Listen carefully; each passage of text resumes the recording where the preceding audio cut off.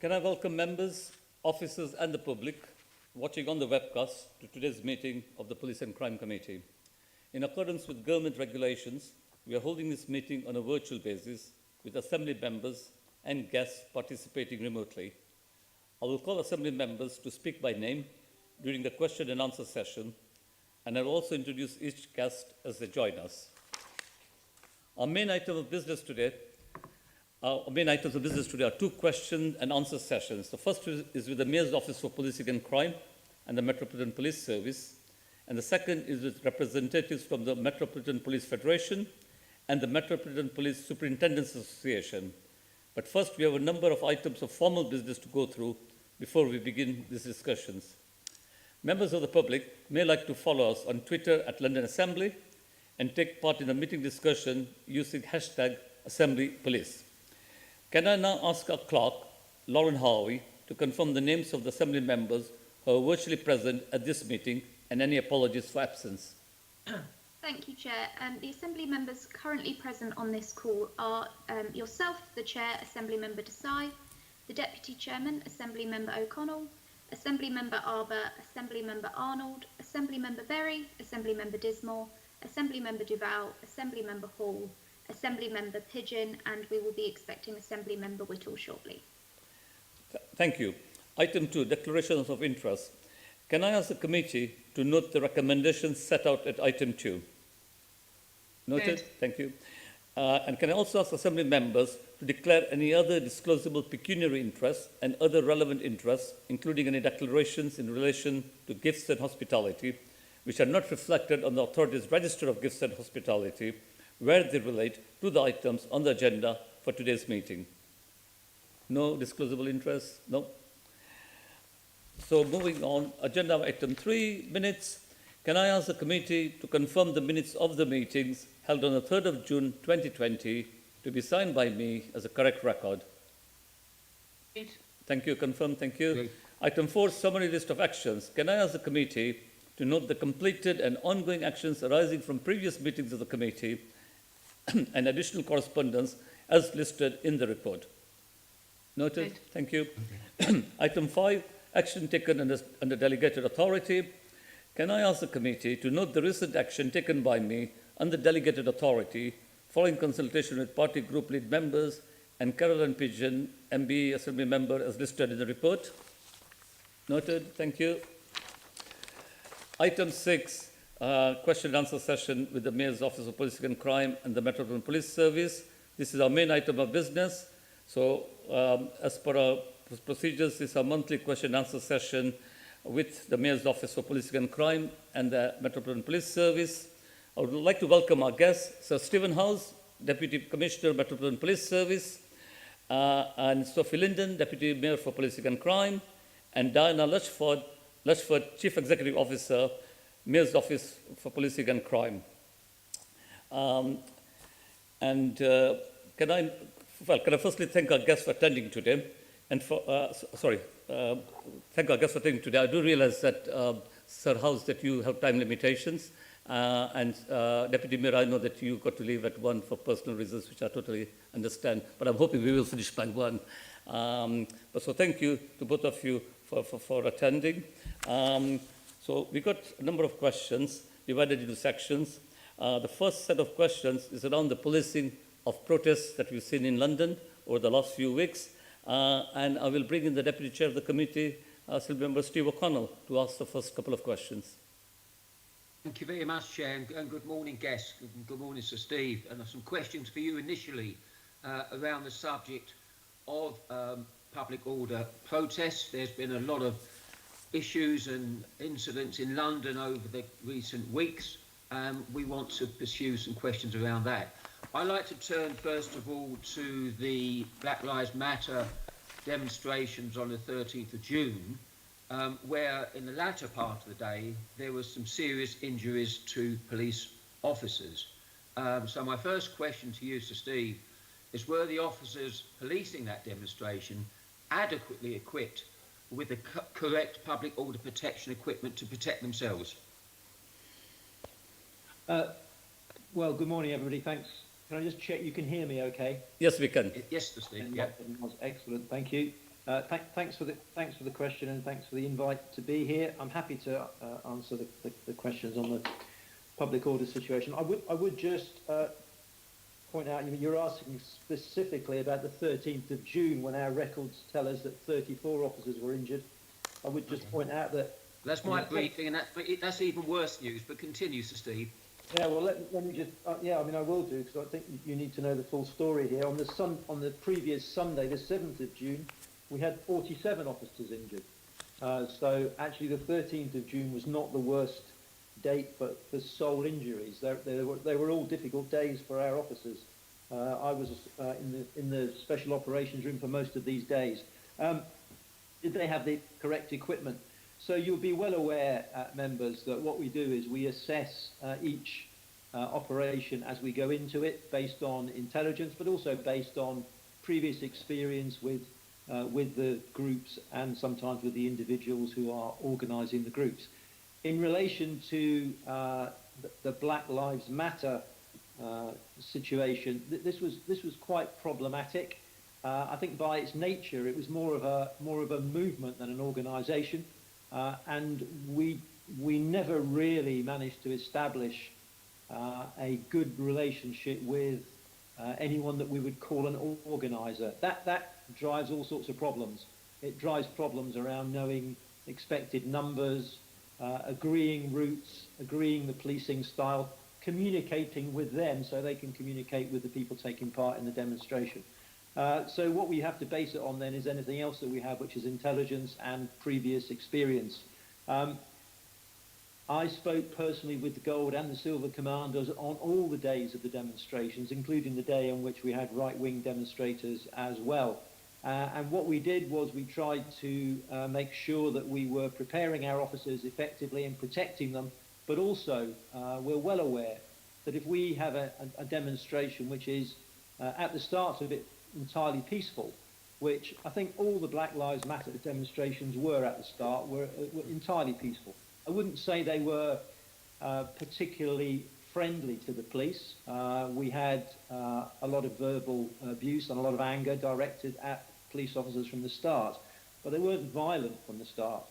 If we put our officers into protective equipment right from the start, then we're well aware that our previous experience tells us that in effect winds up the crowd and makes them think we're anticipating trouble, so they better act in a certain way, and it becomes a tit for tat, which we don't want to get into really.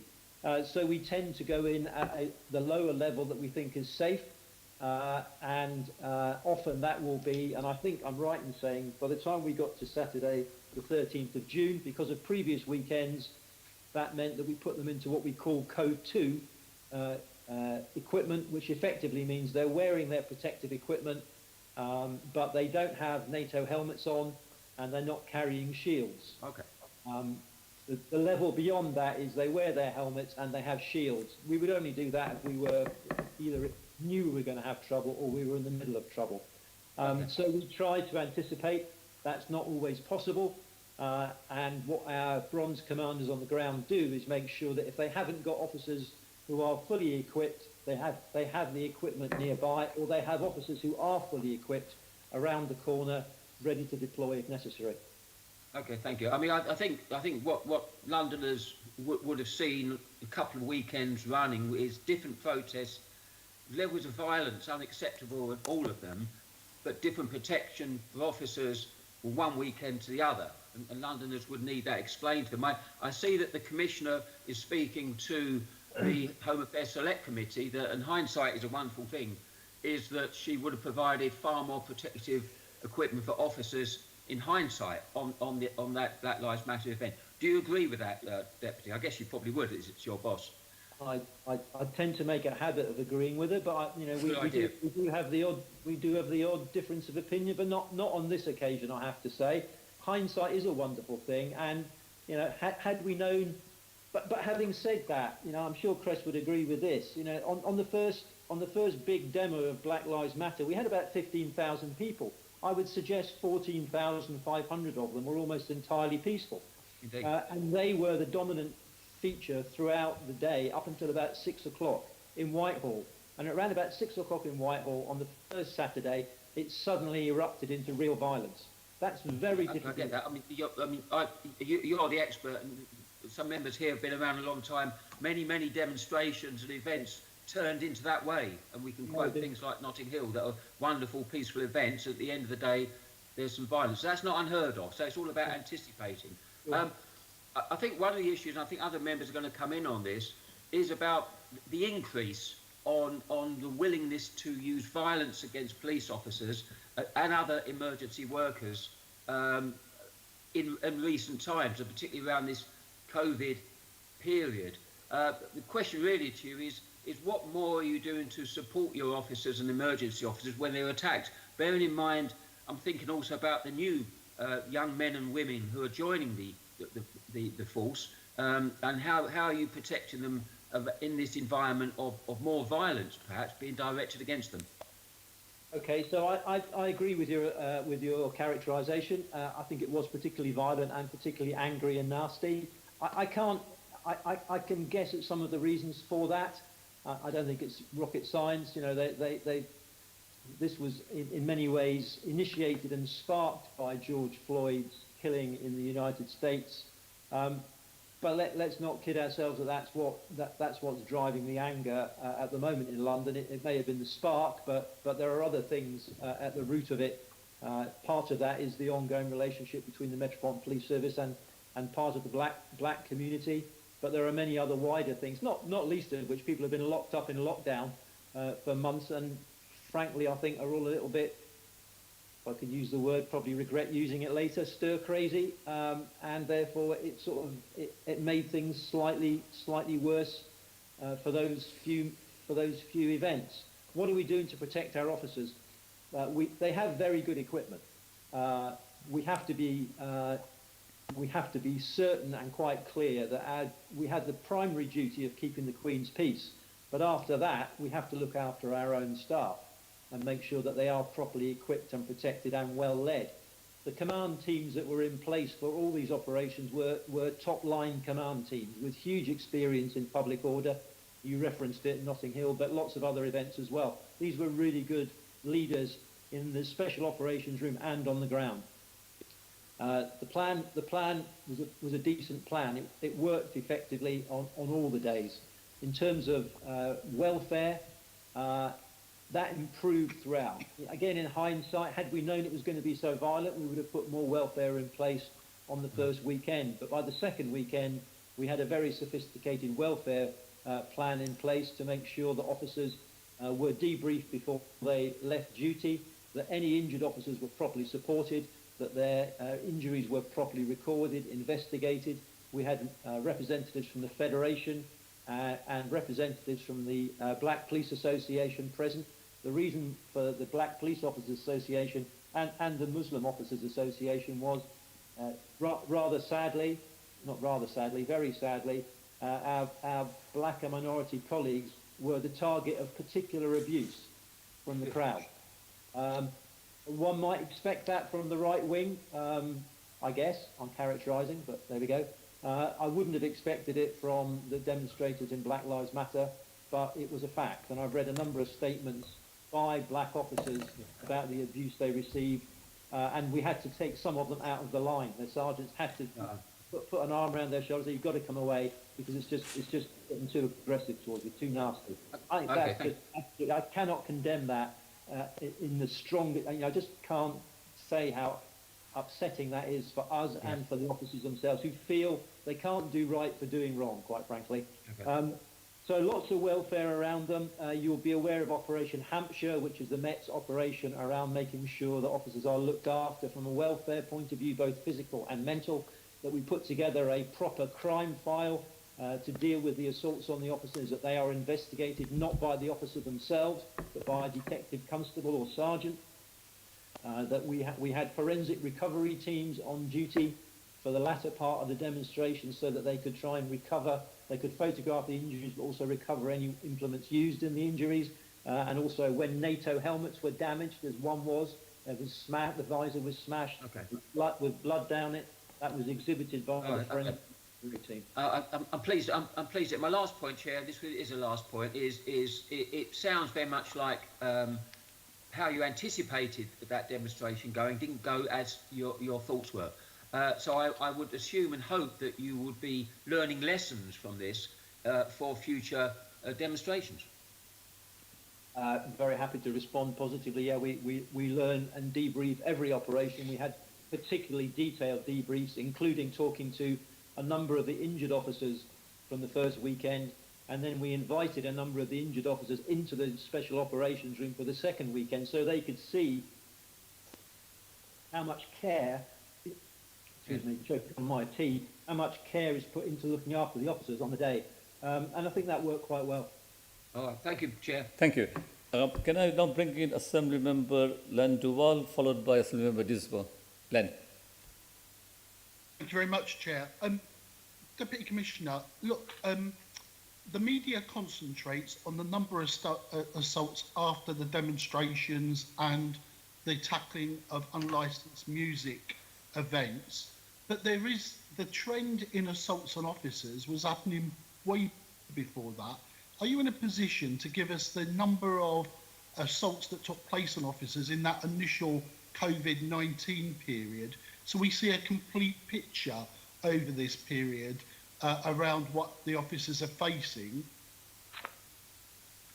Chair and Len, I'm sorry, I don't think I am. What I can tell you is, in relation to the events themselves between the 31st of May and the 24th of June, which includes Black Lives Matter, Right Wing, and a number of unlicensed music events, we had 165 officers injured. But that number would grow significantly. We're looking probably in an annual period around about 6,500 officers being assaulted every year. The number is going up. I think it's going up because more officers are being assaulted. I think we're also better at recording it now. So I sign statements, a support statement for a great many of the injured officers. They come across my desk and I sign them. I'm seeing more and more coming across my desk. So we reckon about 6,500 a year. Would it be fair to say, prior to that date that you said, that on in the initial period of COVID-19, that you probably had in excess of 100, probably in the middle of the second 100, assaults on officers during that time? I think it's probably around about that. I mean, we can get you the exact figures. I'm happy to write to you with the exact figures. We have seen a distinct step up in assaults and attacks on officers over the last, probably I would say, 3 to 6 months.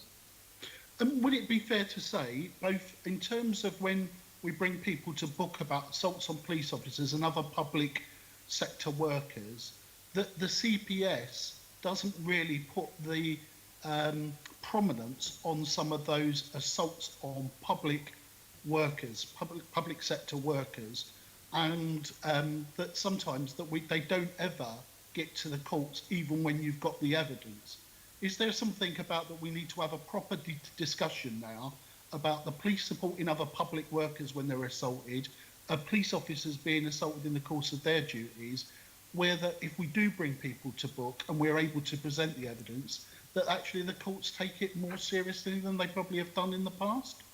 I think there's a common occurrence that the police justice is part and parcel. If you're a public sector worker, police or council worker, doing your duties, it's fair game to have a go at and do an assault. Is there not some debate what we've got to use post-COVID, during COVID, about actually saying, well, enough is enough. We're not going to accept this anymore. So I would respond by saying to the last point, I would be very happy, and I know Crest would be, to be involved in a debate with yourselves, specifically on assaults on emergency workers, how we respond to attacks on our own officers and how we respond to attacks on other public sector workers. Let me just be very clear. Certainly the Metropolitan Police Service, and I'm quite sure the police service across the United Kingdom does not regard an assault on police officer as just part of the job anymore. I think we used to, candidly.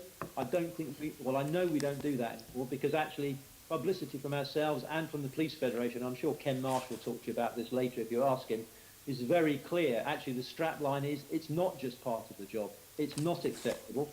Not acceptable to the officers. It's not acceptable to the commissioner, and it shouldn't be acceptable to society.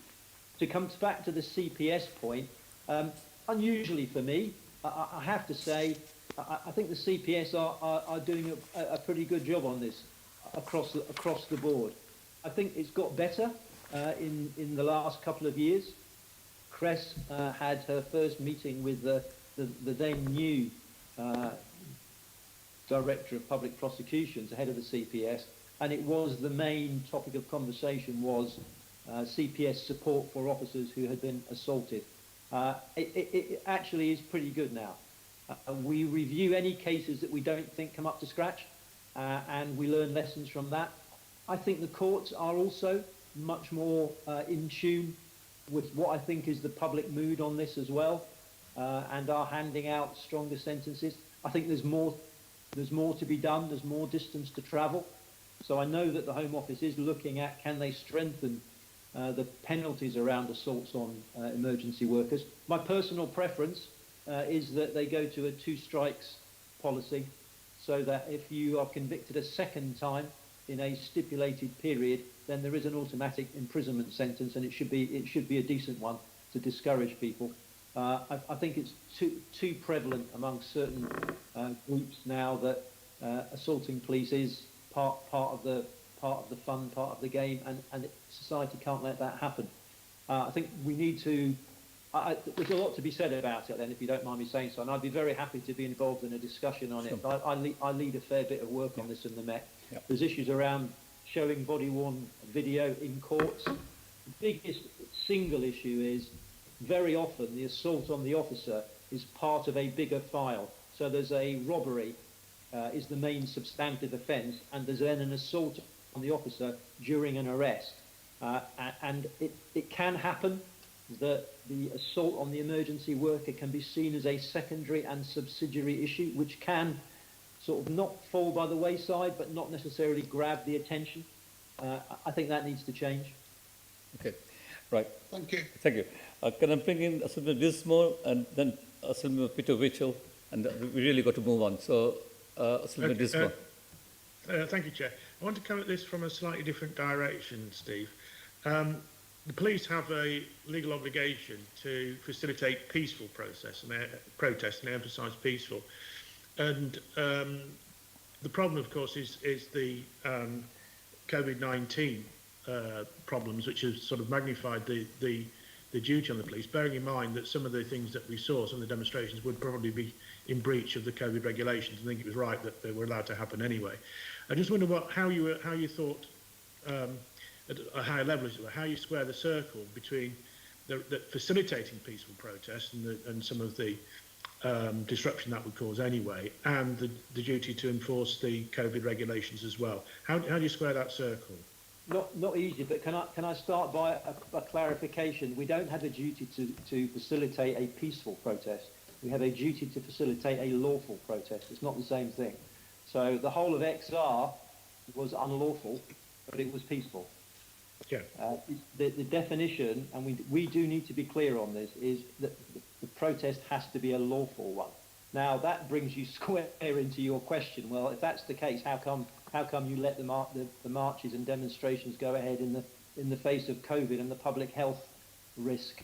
So I think I am on safe ground to say that every time the Met said anything about the protest, both Black Lives and the right wing, we made it very clear that this would be unlawful due to the COVID regulations, and also would be dangerous for people's health potentially.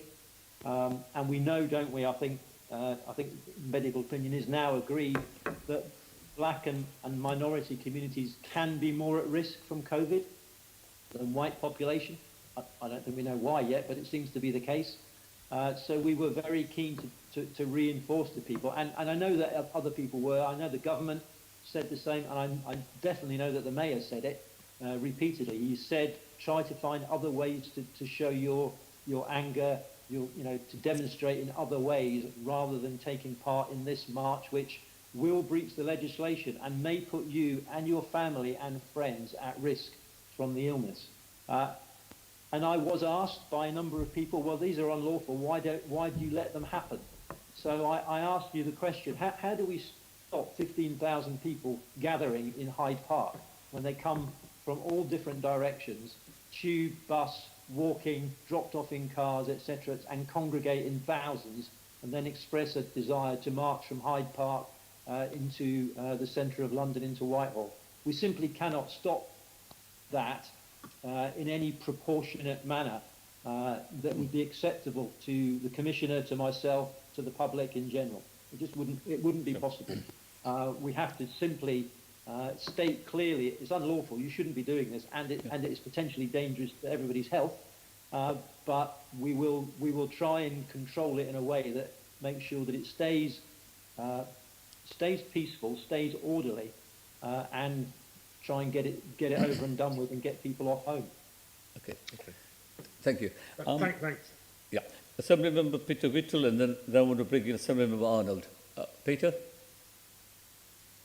Assemblymember Whittle, are you with us? In which case... I was mute. Sorry, Mr. Chairman. That's all right. Good morning, Steve. Morning. I wonder if you could help me here. In view of what you've just said about facilitating protests, and in view of what's recently been announced as well about social distancing, and also in view of the possibilities of violent outbreaks, what will your advice be going forward when it comes to the Notting Hill Carnival? So the Notting Hill Carnival has been cancelled for this year. Right. So there is no event being run by Notting Hill Carnival Limited, which is the organising committee. Right. And that's been made very clear by them to us. They announced it publicly, I think, probably a couple of months ago now. What if people turn up anyway? Because I think this is a very strong possibility, is it not?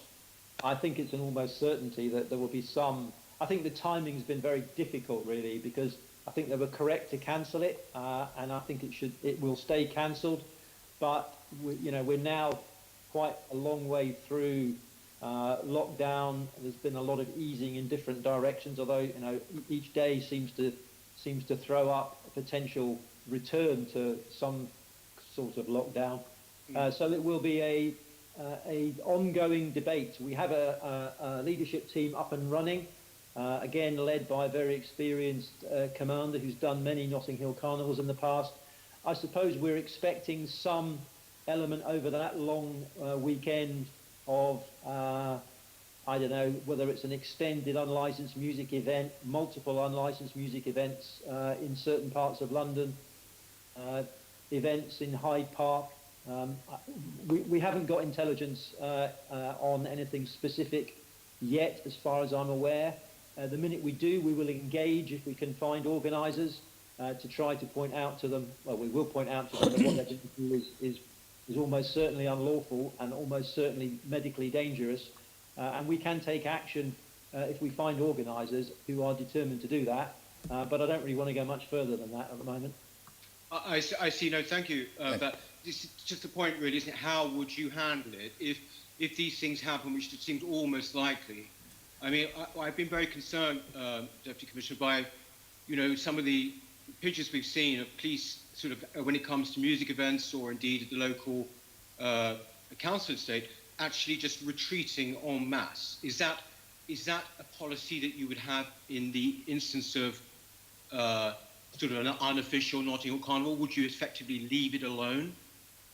So let me just, I'm sure you expect me to, I would challenge the use of the word retreating.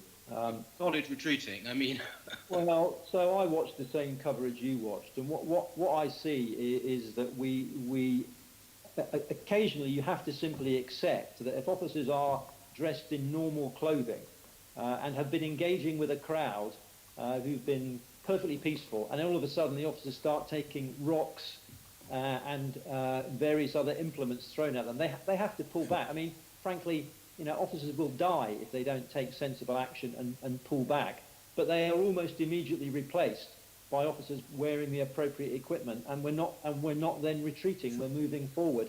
We've had a number of officers injured at unlicensed music events, but Last weekend, we had something approaching 60 events in one evening, and they were all resolved relatively peacefully, relatively quickly by officers moving in early on and either seizing sound equipment or talking to someone who looked like the organiser and just saying, look, you can't do this and we won't let you do it, and it was resolved. I'm not saying it won't be a challenge over a bank holiday weekend that the Notting Hill Carnival should have taken place. I think it will be a challenging time for the Met, but we've dealt with lots of challenges. Yeah. We deal with the Notting Hill Carnival every year. We understand the emotions that fly in some parts of the communities around it, and I know they'll be frustrated at not having Carnival. We understand that, but we will have to engage with them as soon as we can and deal with it as effectively as we possibly can, and we will deal with it effectively. Okay, thank you for that. Yeah. Thank you. Okay, Assemblymember Arnold, and then I'll come in and then we'll move on to the next set of questions. Jeanette. Can you unmute yourself? There I'm unmuted. Thank you, Chair. My questions are for Deputy Commissioner, and it's in the same sort of field. Can you tell us, are officers required to have attended riot or protest training before being deployed for the type of work that we've just discussed? Managing protests, whatever sort of protest, or big gatherings outside unlicensed premises, the like. So, as you would expect from a hierarchical organisation such as policing, we have different levels of training for public order. So all new recruits and all officers get a measure of training in public order. This is what we call level 3 training, and effectively it is how to manage large crowds that are generally peaceful. There might be a bit of pushing and shoving, but they'll be generally peaceful. Level 2 officers get a much greater degree of training in restraint and in public order tactics and equipment, and are regularly deployed across London to deal with outbreaks of disorder. Level 1 officers effectively are the territorial support group who form our number one response to large-scale disorder, violent protests, and a variety of other specialist situations. So all officers have a level of training, but that is graduated, and we will seek wherever we can, if we're dealing with either a violent or a potentially violent situation, we will seek to deploy level 2 officers who've had extra training and extra equipment and have experience, and for the most tricky situations and in the most difficult parts, sort of the eye of the storm as it were, we'll deploy level 1 officers from the territorial support group. And you just said that there was either a day or over a weekend there was 60 events. Of course, of varying sizes. So can you just briefly say, how do you monitor that the mix is appropriate? Where I'm going here is, what assurances do we have as Londoners that the required skill mix is out there doing this work on our behalf? So the assurance you have is that for, let's just say a warm weekend where we're anticipating a lot of unlicensed music events, then the assurance you have is that we put in place a command structure. The Gold Commander will probably be somebody either of Commander or Deputy Assistant Commissioner level who will be very experienced in dealing with these sort of incidents. And what they will do is they will look at the intelligence, they will talk to their tactical advisors on this and other colleagues to get some peer thoughts as well, and look at the resourcing levels. And they will then decide how many resources do I need to deal with this, and what levels do I need? How many level 1 do I need? How many level 2? How many level 3s will I need for this operation? As an example, in Extinction Rebellion, because it was an unlawful but peaceful protest, the vast majority of officers deployed were level 3 officers. They didn't need specific public order training because it wasn't a public order situation in the main. There were some specialists deployed. For unlicensed music events, what we try to do, Jeanette, is we try to get the local borough, the BCU, to move in as early as possible. And we often get intelligence from the next door neighbour. or from somebody just passing by saying it looks like there's an event taking place on the green, and they've just set up a sound system. The minute the borough hears that, they will send officers round, because the earlier we can get in, the least disruptive and damaging to community relations, and also we can resolve the situation as peacefully as possible. Sorry, just a quick one, because I know that the agenda is full. When you look and the things that I get reported back to me, it seems to me that there is quite a difference in terms of the management. So we saw huge numbers when the pubs opened on the streets in Soho, everybody enjoying themselves. It looked to me, from where I come from in Hackney, that was a street party. But the police were standing by, looking on. Similar gathering in Hackney or in Shoreditch, the police are in the middle arresting people. So how do you then say that it's the same policy that's been applied, and then what stops people like me thinking that there's one rule for, say, Westminster and another rule for Zone 1 boroughs, especially boroughs like Hackney?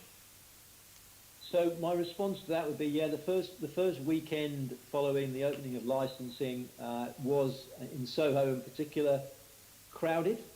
The difficulty the officers had was that because there were so many pubs and restaurants, and because of social distancing requirements inside the licensed premises, what was happening was there were a lot of, in quotes, takeaway services going on. So officers would move into the crowd to move people on, to find that they were holding a pint glass and they just bought a drink from the pub on the corner. It becomes very difficult for the officers to then say, well, you've got to move on, because actually they are patrons of a licensed premises that has lawfully reopened. How we resolved that, I think, was a very good example of working in partnership, in that if you saw the pictures from the second weekend, there was not the level of crowd density in the same areas, because what happened was the pubs cordoned off parts of the footpath, and the patrons stayed within the cordoned area, and the roads were relatively clear, and it was much easier for officers then to move people on if they were just hanging around, which in fact they weren't, because they were all patronising the licensed premises, and it was a much better organised weekend because of that. Can I just be clear? I would refute what you're suggesting, that there is a different way of dealing with this. Certainly not in relation to Westminster and other parts of the capital. We'll deal with an unlicensed music event the same way. It doesn't matter to us which borough or BCU it's taking place on. What matters to us is the response we will get from the people. And the vast majority of the 62 that I talked about, we moved in very quickly. A couple of officers spoke to the organisers, and they agreed, yeah, we'll move on and we'll sort it out. And that's what happened.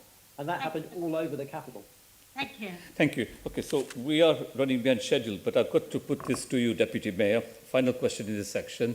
Deputy Mayor, we've heard a lot from the Deputy Commissioner, but what are the Mayor's thoughts on preparing for potential disorder for the summer months, particularly working with local communities?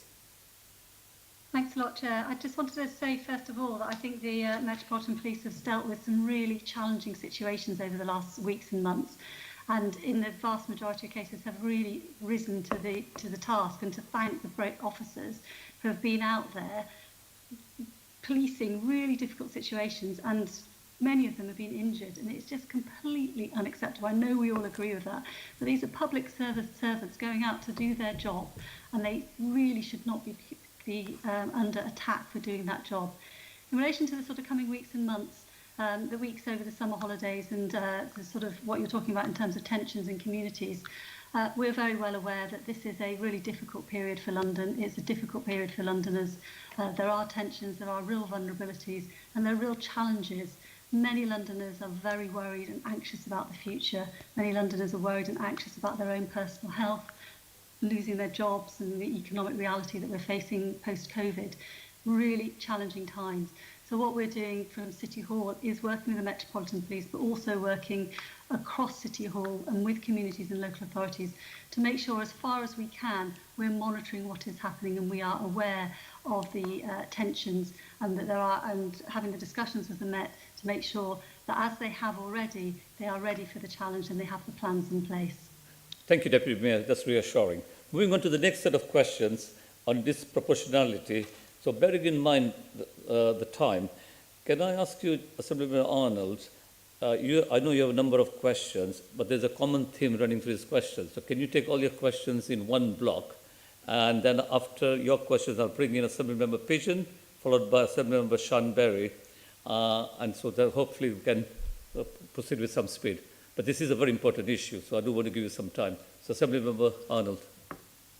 Yes, yes, thank you, Chair.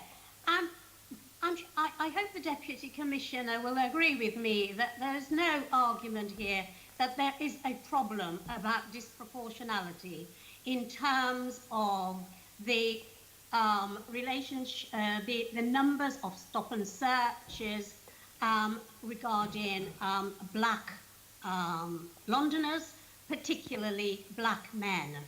And I hope we can agree that. That it seems to me what's happening now is it's all been broadcasted. And then we're told, oh, well, it's social media.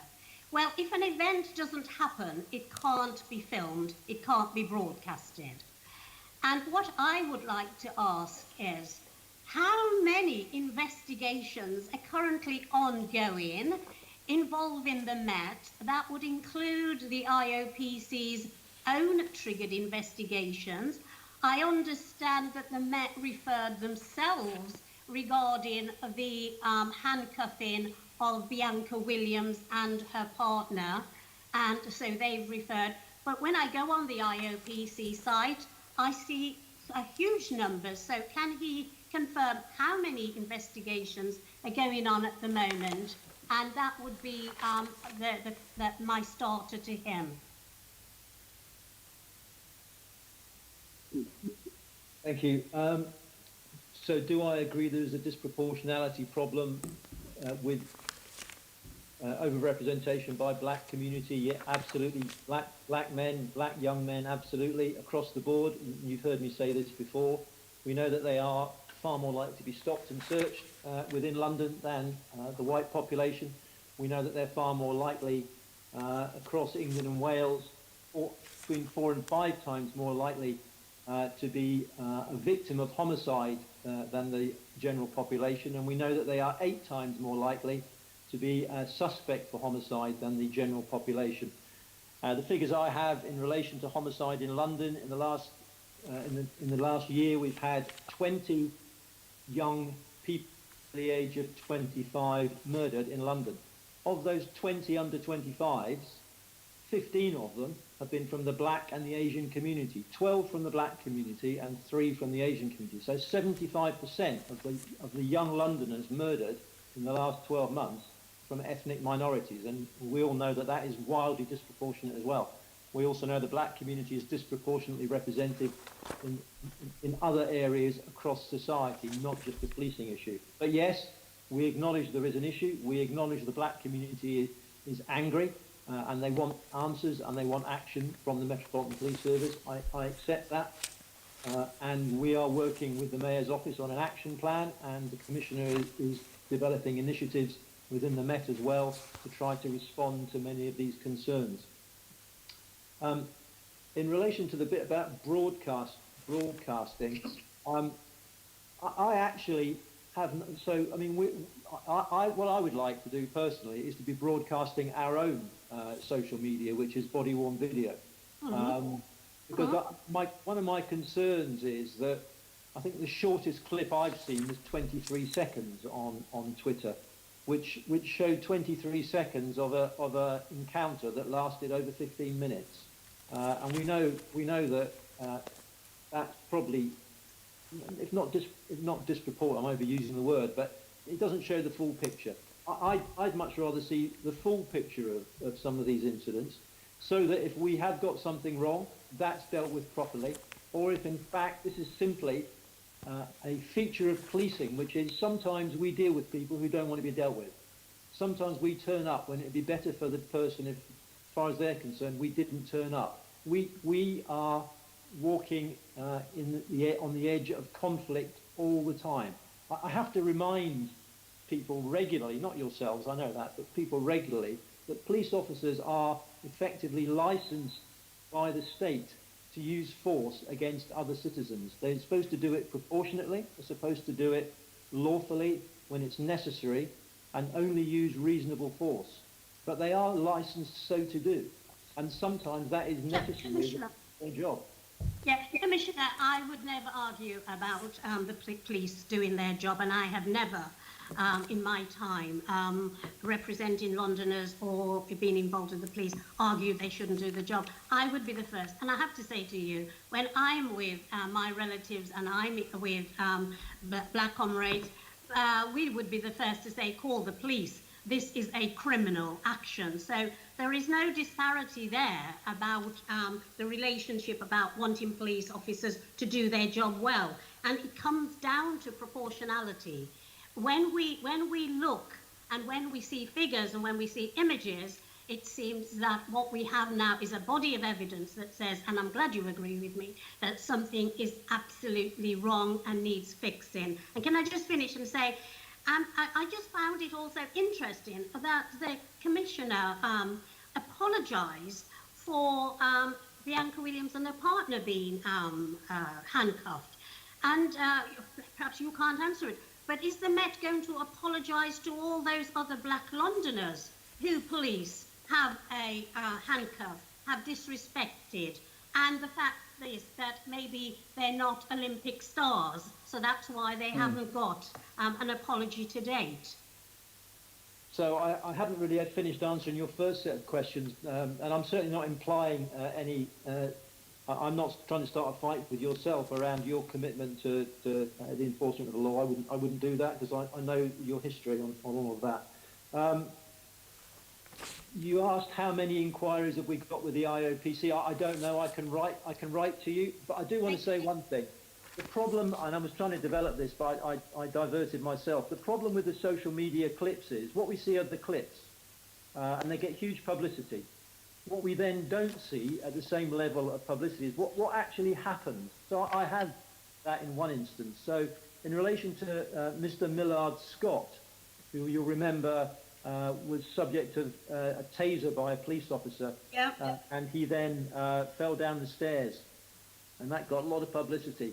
That was one of the cases which the IOPC called in, and you referred to that.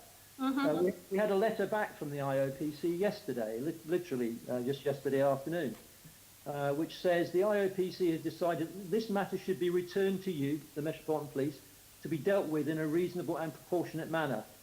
This is because, based on the information provided, we did not feel independent oversight or a direction for local investigation was required at this stage. Effectively, they're saying, over to you, do what you need to do with this case. Now, I guarantee you that judgment from the IOPC will not get the same level of publicity as the calling in did, which means that the officers, who the IOPC basically here are saying didn't do anything wrong, have been castigated in the social media and indeed mainstream media, and will now not get apologies from any people there for simply doing their job and for using force in a proportionate manner. Now that's what I object to, and that also is very difficult for the officers to take. But they do accept, we all accept, that scrutiny is vital, which is why I say, actually, I don't have a problem with the social media, I have a problem with the 23 seconds. And if there's some way that we could have an equality of arms going forward around the release of body-worn video, I think that would be very helpful. And I know that's difficult under GDPR, etc., but we are working with the Mayor's office to try and get through that problem. Can I just be clear also what the Commissioner apologised for at HASC? She apologised quite clearly for the distress caused to Bianca Williams, because she said, as one human being to another, obviously these things can be distressing, and I'm sorry that you were caused distress. She was not apologising for the stop and search. That has to be very clearly stated. We have reviewed that stop and search twice by two separate teams of officers from professional standards. Neither team saw anything wrong with it. It was referred to the IOPC because there is a view that the following thing happened. Bianca Williams tagged a tweet message from the Metropolitan Police Service. She put her name associated with it. That is considered, has been in the past, as her saying, I'm not happy with this situation. Ergo, that's a public complaint, and that's why we referred it to the IOPC. Thank you. Yep. I'll come back. It's an ongoing issue. I'm sure. Okay. I was going to bring you in, Assemblyman Pigeon, but can I just bring in Assemblyman Duval, because I think that ties in with some of the questions that Assemblyman Arnold asked. So Assemblyman Duval, and then I'll come to you, Assemblyman Pigeon. Thank you, Chair. Can I just say, I completely agree with you on the publishing of body-worn cameras, particularly when there's no instance of any further action, because some of those issues in the social media is causing real concern. And I get it. I accept that you're only seeing sometimes the pastoral picture, but equally so, the history of the Met tells us that sometimes we get it wrong. So I'm assured by some of the issues and some of the things that I've been involved with in my local constituency of the triple checks that go through to see when we do get it wrong.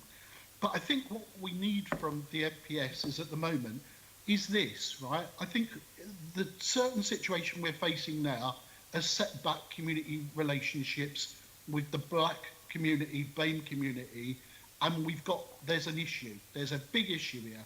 We know there is an issue of, we're on the back foot, the police are on the back foot against some of the tactics, whether it's handcuffing or actually stop and search. So the question I need to raise with you, Deputy Commissioner, is this. Would we have been better off in terms of this period of where we've been, I think, rightly responding to violent crime in the hotspot areas across London, if we had taken the communities with us? There is an issue of under-policing our communities, and there is an issue of over-policing our communities. So how do we get a mature discussion of a way forward of explaining to communities about how we police? So one of the big issues is trying to explain to people why we handcuff people when we're stop and searching.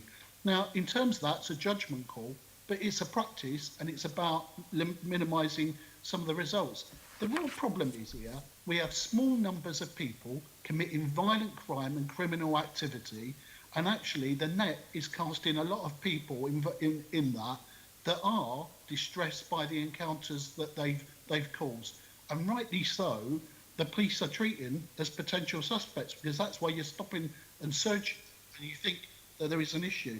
So how do we get a mature discussion, a real open discussion about disproportionality, about some of the police tactics and explaining why they are, to bring people on? What I'm worried about is the people that, like Jeanette explained, her friends and family, who would probably be the first to say, let's call the police, are now starting to really doubt whether that's the first thing they do because of those critical encounters. It's the confidence issue. And I do think that we missed the point of not explaining. We did the first bit of publicity, COVID-19, around the violent crime issues, because the majority of people want to see a reduction in violence, are not on the side of the criminals, don't want to see it in their community and want something done about it. But we forgot to take them through that. That's from me sort of watching from outside going in, and that may well be unfair, but would we have been in a better place? I just like your views on that. I know these are issues that Sophie Linden will be dealing with in terms of the relationship issues, but in terms of lessons for this period where we are, what I don't want the police is to be defensive. I don't want the police to go back in the lager that everyone's having a go at them and we're getting it wrong. I want them to come out and do proper police by consent, because actually most people might give you the benefit of the doubt about some of the tactics and some of the issues. But in doing so, we have to have a proper discussion about that disproportionality that exists. Okay. So I find myself agreeing with most of what you say there. Just on the handcuffs piece, just to be clear, Cress also announced that there would be a review of the handcuffing. You're quite right in what you hinted at there, which is it is a case-by-case decision to be made by officers at the scene. That there isn't the policy on handcuffs, so an officer has to make a dynamic risk assessment whether they handcuff somebody or not, and then stand by that judgment. And we are keen to make sure that officers understand that, and there isn't in some localities a default position of handcuffing, because there should not be a default position of handcuffing. And I think officers are clear on that. We want to make sure they're not slipping into tactics that are not appropriate in all circumstances. That was the thing on handcuffs. In relation to would we be in a better place, I think it's been an incredibly difficult time for society over the last few months. I think Sophie said some of that with lockdown, the health worries, financial worries now, Black Lives Matter anger, understandable anger from what they saw in the States, and then being fueled by a number of social media issues in this country. I think most people inside my organisation completely understand the anger and the concern. They also completely agree with what you've said, and I think what Councillor Arnold was hinting at as well, which effectively is, we must make sure that we do not alienate a whole section of London community by trying to do a job reducing violent crime and focusing on a small number. If we could identify the small number and deal with them without any disruption to the wider community, then we would do that. And we try to do that through gathering intelligence, talking to communities, getting information from communities. But it's not always easy to do that. We get good cooperation for major offences, for homicides, etc., but not for lower level offences. Sometimes the public simply aren't aware. Of course, it would be better if we walked hand in hand with the community on all issues. I'm sure that the Mayor's action plan will focus on that, and we'll look again at local consultation and discussion, particularly around use of force, particularly around viewing of body-worn video, and also do that probably across London at pan-London level as well. We are committed to policing by consent. I'm not always sure everybody understands what we mean when we say that, but effectively policing with the community and with the support of the community is exactly what we want to do. And Sophie will know that one of the things that we want to do with extra officers that we're going to get is put more officers into safer neighbourhood teams, particularly into hyper-local areas that suffer significant disadvantage. And I can see that the chairman's getting increasingly fed up with me speaking. So No. So I'm not being disrespectful, Deputy Commissioner. It's just I'm conscious of the time. Sorry, have you finished on that point? Can I bring in Assemblymember Pigeon? Chair, could I just make a comment on the issue and the action plan and what Len is saying? Because I think it's absolutely fundamental to the reasons why what he outlined and what he raised, absolutely fundamental to the reasons why the Mayor has tasked myself and Debbie Weeks-Bernard, the Deputy Mayor for Social Integration, to develop this action plan with communities. It's not to develop, and the police.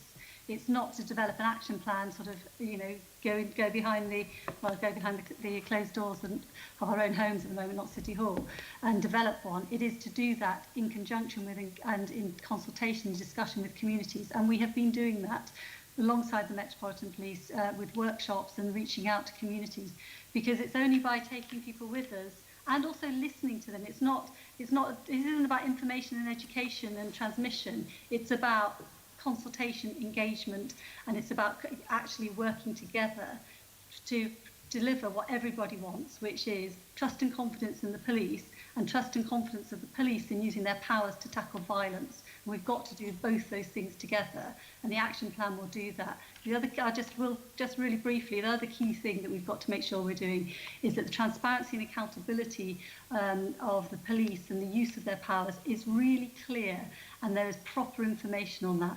And then it also comes down to ensuring you have the right data, because with the right data and with the right information, we can make sure that we can look where there is disproportionality and where there are real problems with that disproportionality. And I think you then will be able to work together with the community to make sure that we're making London safer.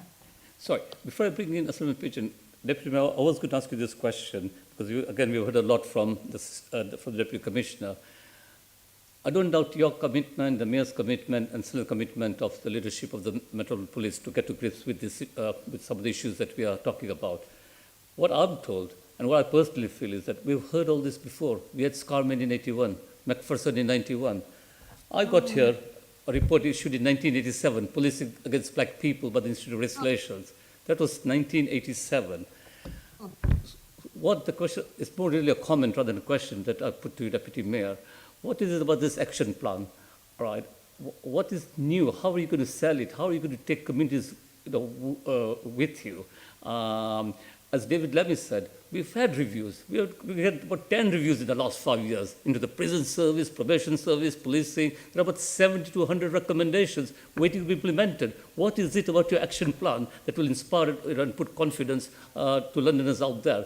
The Chief Constable of the West Midlands, and no doubt he did this after talking to the Police and Crime Commissioner for the West Midlands, he actually apologized to the West Midlands black community for past failings. And for me, that is a sign of a fresh approach. Look, we've got it wrong, but we are here to serve you. We've made mistakes. We want to learn. And we start off by saying, it's a fresh start. We are apologizing to you.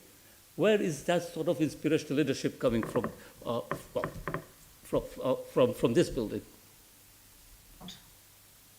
So I think Umesh, that we've, and it's been said many times in the workshop that there have been lots of discussions and there's been lots of conversations and engagement, and now, that actually what's wanted is different actions to make a difference. I would, slightly challenge a little bit of your premise of what you said, in terms of what you were saying, in that there has been no progress. Yes, a lot of the issues that we're dealing with are very, very similar and the same, but there has been progress. There's been progress since Macpherson, but it does not mean that there is, that we are complacent.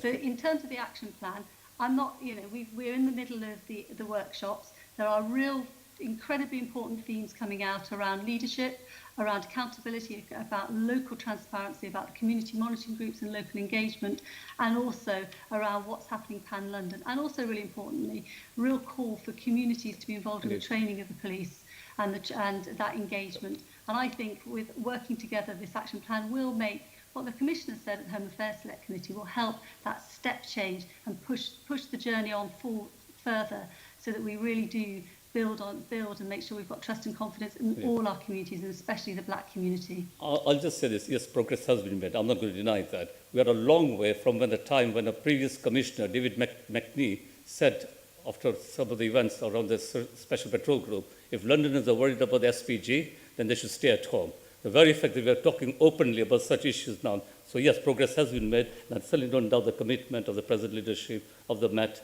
to actually, to actually understand some of the issues we are talking about and to do something. But let's move on. I'm conscious of the time. Asylum patient.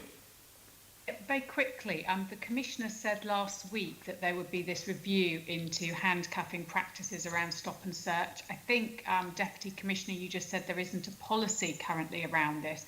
What are the terms of reference for this review? When do you expect it to be completed, and will it be published? So I'm sorry, I haven't got the terms of reference in front of me, but we're expecting a completion within 4 to 6 weeks of this review, because it's being led by someone who's very au fait with use of force.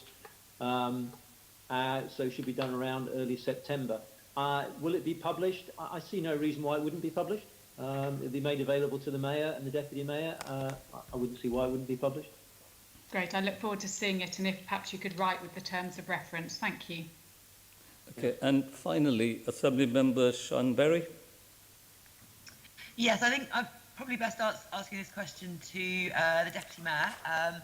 We've raised repeatedly the issue of body-worn video not being able to be viewed, even in private, by the community monitoring groups. And at the meeting we had in February, we suggested that at least within MOPAC, it ought to be being reviewed, even if there are privacy concerns. Obviously, there's been months of lockdown, lots of controversy, and rightly, the body-worn video that doesn't have action taken is deleted after 30 days. So we are losing the opportunity to review how things are going all of this time. Are you actioning that? Are you within MOPAC now monitoring random samples of body-worn video, not these incidents that we're necessarily seeing on the social media, but we want to see in general, is this a positive thing? Are we able to review what's going on with that yet? Have you taken any action? So, I mean, it has been a little bit, it's been longer than I wanted it to be to get to sort out the data protection issues around the community monitoring groups watching the body-worn video. My understanding, and I was told last week, that is literally about to be sorted. There's a need, you know, and it's been really clear from the beginning, from both myself, the Mayor, the Commissioner and Steve, that this isn't a case of trying to block it being used, it's just a case of ensuring that when it is used, and it's right that it should be used, that it's used legally and there aren't any data protection issues around that. So I'm really hopeful that this issue is going to be unblocked so that the local community monitoring groups can watch the body-worn video and do that type of monitoring and scrutiny that they were doing before, because it is incredibly important, as you say. And you're telling us that within, did you say weeks, that will be able to be viewed again by the community? I'm hoping that will be the case. I'm told that they are, you know, the legal issues have basically been resolved, and that we're able to, they should be able to watch the body-worn video soon. And meanwhile, has anyone within MOPAC or anyone outside of the Met Police itself been able to look at any body-worn video? So the Commissioner set up a Pan-London group that's been chaired by Matt Horn around the use of force, and that has, you know, over the last few weeks been looking at, and MOPAC is on that, has been looking at specific incidents of the use of force, which will also, I think, I'm pretty sure it's included stop and search, and they've looked at body-worn video around that. So yes, it is being monitored on specific incidents to see what the key themes and the learnings are. Okay, thank you very much. Right. So, look, I think this is the end of that section. So, section 3 is the questions about exploitation during COVID-19. Assemblymember Len Duval. Thank you very much, Chair. If I can just begin with a question around the current activities of the Metropolitan Police in terms of anti-slavery issues. And there's still some confusion around an exchange that we had in terms of a letter that we sent to the Deputy Mayor. So in the committee's letter to you around our work on anti-slavery, it was recommended that Modern Slavery Partnership Board would publish more comprehensive minutes of its meetings, as well as agreed actions and timeframe on actions. The question for the committee is, why haven't we been able to accomplish this issue? Do you know what I mean? Or get clarity on it? I'm sorry, I'll have to go back and check, because my understanding was, I'm pretty sure that's what my letter said, is that the minutes are published on a website, so I'm not sure what else that you are looking for. I'm really happy to have a conversation outside of this to make sure that what is published already, if it doesn't fit exactly, you know, enough detail, what can be done around that? I think it might be in terms of just clarity and a bit more detail. If we're going to look, one of the issues about tackling modern slavery is about actually sharing this information more wider, getting people to understand that it exists in our society and in our communities, and it's closer to people than what it is. And it just might help in terms of just publicising the issue a bit more for our issue. It would help us focus in on the questions that we need to ask in terms of continuing scrutiny. If I can turn to the Deputy Commissioner, what is the role and remit of the new Modern Slavery Coordinator? Is it, are they located in the MPS or are they located in MOPAC? Maybe I'm asking the wrong person, just for clarity for me. I'm not sure I can give you that. I don't want to point you in the wrong direction. So I've got a report by Detective Superintendent Andy Furtley, but he's not calling himself the coordinator. So I'm not entirely certain. I feel embarrassed that I'm not briefed on it, but I'm not. And I don't want to point you in the wrong direction. So, Len, are you talking about the officers who are trained at a BCU level on modern slavery and are the sort of go-to person for officers if they are, making sure they're putting out messages and information on modern slavery to their colleagues? I think our understanding is there's an overall coordinator, and I think the ones that you're referring to are modern slavery ambassadors that are going to be based in BCUs. Right. And then interact locally with appropriate stakeholders. I may have that wrong. No. I'm looking to the chair. Sorry, can I come in there, right? So I asked this question about 3 years ago a few deputy mayor. So each borough has got a modern slavery ambassador. My thinking was that it would be some civic figure, but apparently he told me that it would be a police officer based in the BCU. So there are modern slavery ambassadors, and I think what we now have is a modern slavery coordinator. So what's the difference between the two? But can I just add my concerns? And I apologize for being critical here, but I still don't know who the modern slavery ambassadors in my part of London are. What's their job remit? How do they advertise themselves? What links have they got with local grassroots groups? This is a growing problem. As we know from Leicester and the COVID outbreak in Leicester recently, there was an article in the press that maybe around 10,000 workers in the textile industry in Leicester who could be classified, who actually would be classified as victims of modern slavery, going by the definition of modern slavery as we understand it to be. That's in Leicester alone. You've got situations in East London, elsewhere, where I'm sure there are thousands of other people working in exploited conditions. So who are these modern slavery ambassadors, and what do they do at borough level? I am at a loss. I think all my colleagues looking at the expressions, and we have had these conversations in private as well, will probably agree with me. Just before you respond to the chair, so part of the reasoning of why I wanted to particularly ask these set of questions is that post-COVID and economic recovery in different issues is that we're likely to see an increased rise. Now, we already know it's a complex and not a very highly visible crime that's being committed against individuals or groups. So should we not be thinking, and maybe you can tell us that we already are, thinking about how do we generate a post-recovery COVID or during the economic recovery, as we go into this major downturn, that we are ready and able, where there are people bringing it to our attention, to respond, but also how do we go on the front foot? How do we tell the bad people that are abusing individuals and groups that they're not going to get away with it, and that we're eventually going to catch up with them, and we'll bring the full force onto their activities? Because we know their activities aren't sometimes linked to just single issues. They're usually wider criminality and associations in terms of their business. So, Chair, if I could just briefly respond, firstly by saying I accept the comments there. I haven't got a brief to answer these questions. I've got a brief on a particular operation under modern slavery, Operation Obfuscate, that we ran recently in partnership with a number of other agencies that ended up arresting 4 people for running modern slavery in East London. I can tell you that we know that under the COVID restrictions, we've seen a reduction of about 20% of the number of reports in relation to modern slavery. But frankly, along with another couple of crime types, we would expect that really as a part of COVID.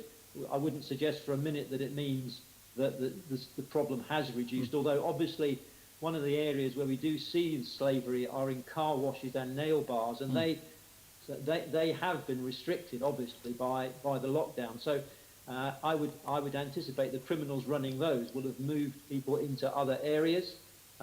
We don't believe the sex industry has suffered particularly through COVID, and has continued as before.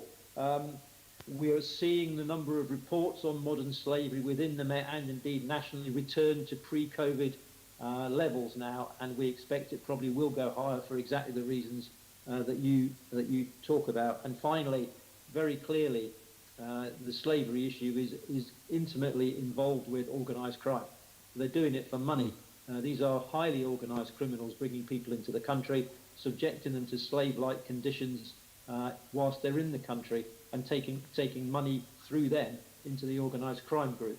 So it is part of our organised crime strategy to deal with this as well. But I'm happy, Chair, if I can beg your indulgence, to write to you for some of the details and try and answer your questions from 3 years ago. And I apologise they've not been answered up till now.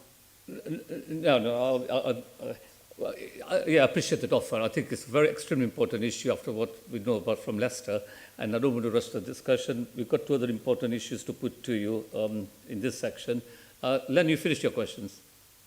Just want to say, look, I'm very grateful for the letter and response. I just think in in terms, as you start to develop your strategy coming into the next wave of COVID and beyond, that we might try to energise it. Look, you might be not on the back foot, it's the wrong word, but us politicians have got a duty to raise these issues in our communities. So I'm quite keen to get any information you can that we can start spreading the word back in our communities, and we should be looking to use every sort of medium to alert people to this crime and then the underlying issues of why we need to tackle it, not just in terms of the moral issue, but in terms of driving down criminality per se.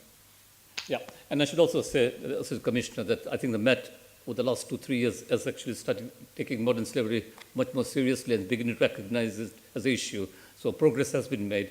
And my issue about the modern slavery ambassadors, that was a question actually I asked of the Deputy Mayor about 2 or 3 years ago. But we'll await hearing from you. Can I just move on very quickly? We've got questions on online child abuse, very quickly, Assemblyman Pigeon, and also on fraud during COVID.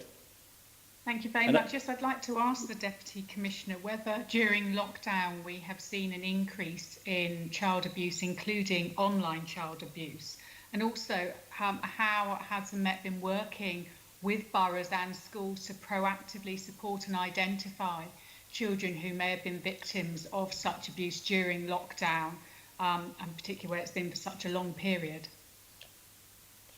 Thank you. So lockdown, COVID and lockdown have driven some real shocks into the system around online child sexual abuse. This isn't going to be much good, really, but can you see that? Just about.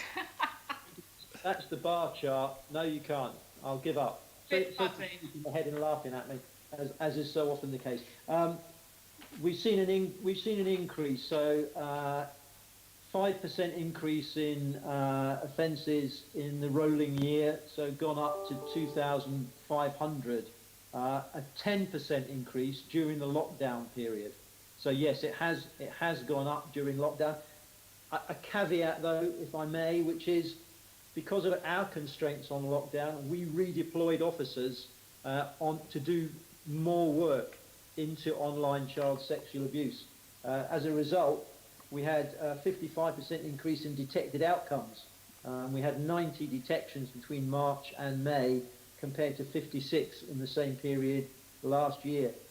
112 crime reports investigated in that period compared to 440 in the previous year. So we've put a lot more effort into it because, frankly, we've had officers who weren't deployable elsewhere, who were working from other places other than their normal place of work. So we used that flexibility to put more officers into online child sexual abuse. So we've one of our operations, Operation Legatum, 85 warrants executed across London, 39 arrests, 138 children safeguarded, 335 digital exhibits were seized. So we've actually upped our game in relation to this.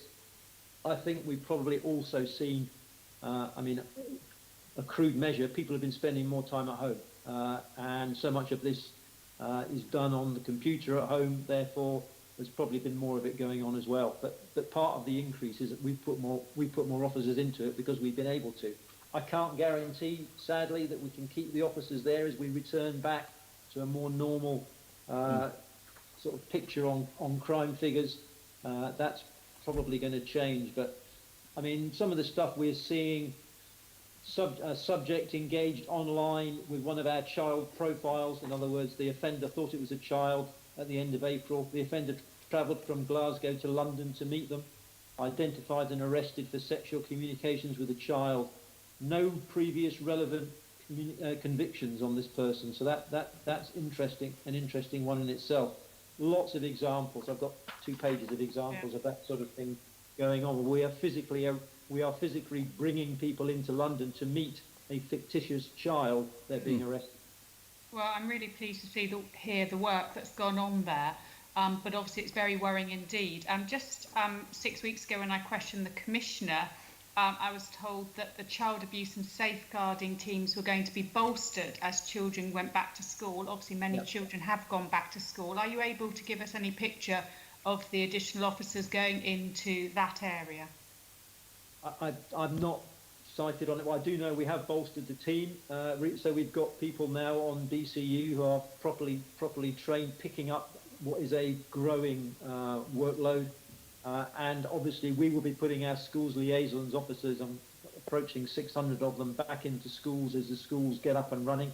And I would anticipate that will drive a further peak in disclosure of offences. As we know, that nature of it will have been suppressed because the children haven't been in school, haven't been talking to teachers, etc.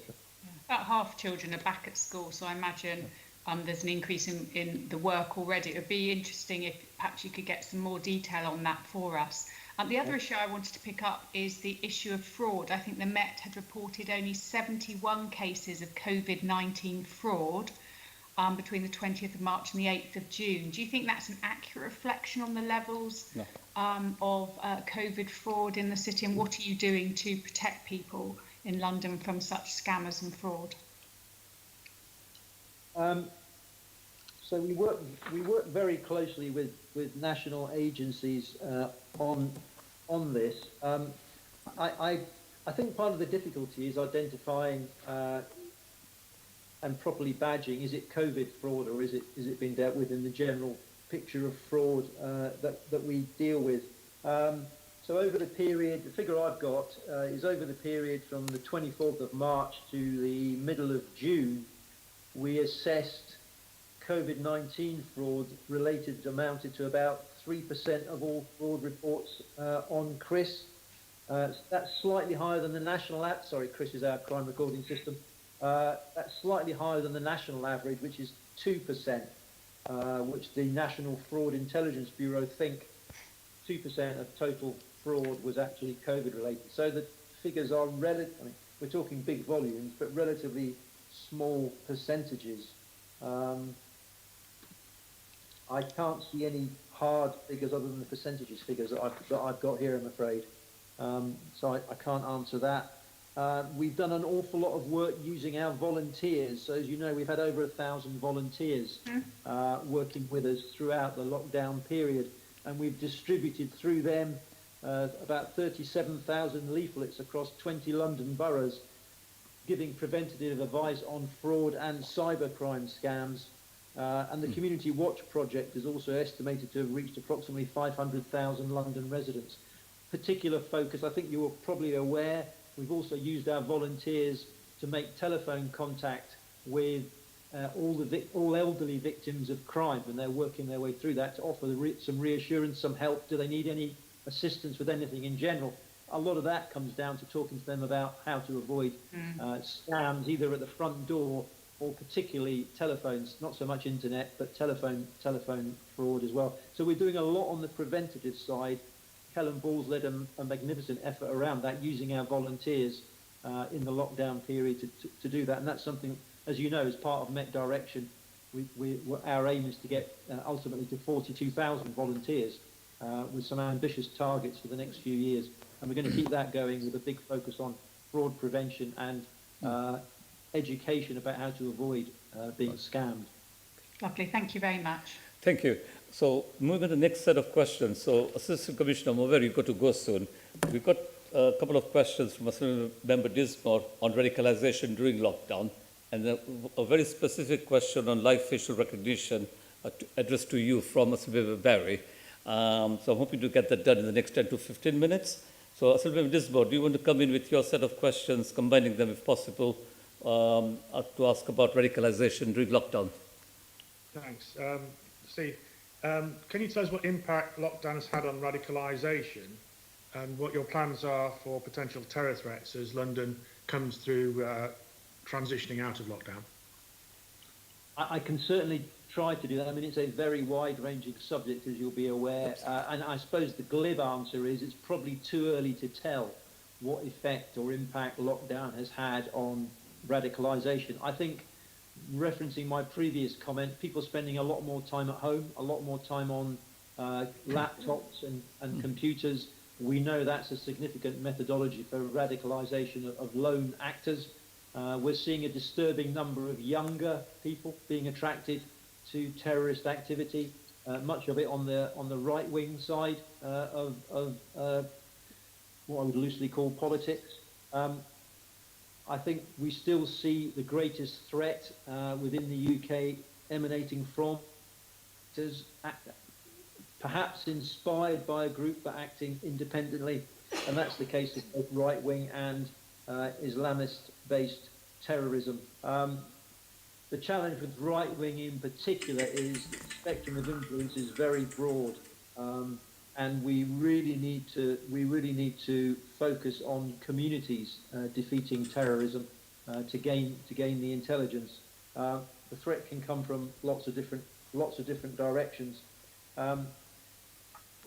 With the closure of schools, I know they're reopening, but GP surgeries and mental and social care services, we're also expecting to see a bit of a peak over the next few months as public servants in all those areas start to spot behaviour that they're particularly concerned about and report it to us. We've seen a big drop-off in the prevent referrals since lockdown started, and that's almost inevitable because the people that would make those referrals are not in contact with the subjects, so we haven't had the number of referrals. We think that will again peak, as much will peak when lockdown continues to ease.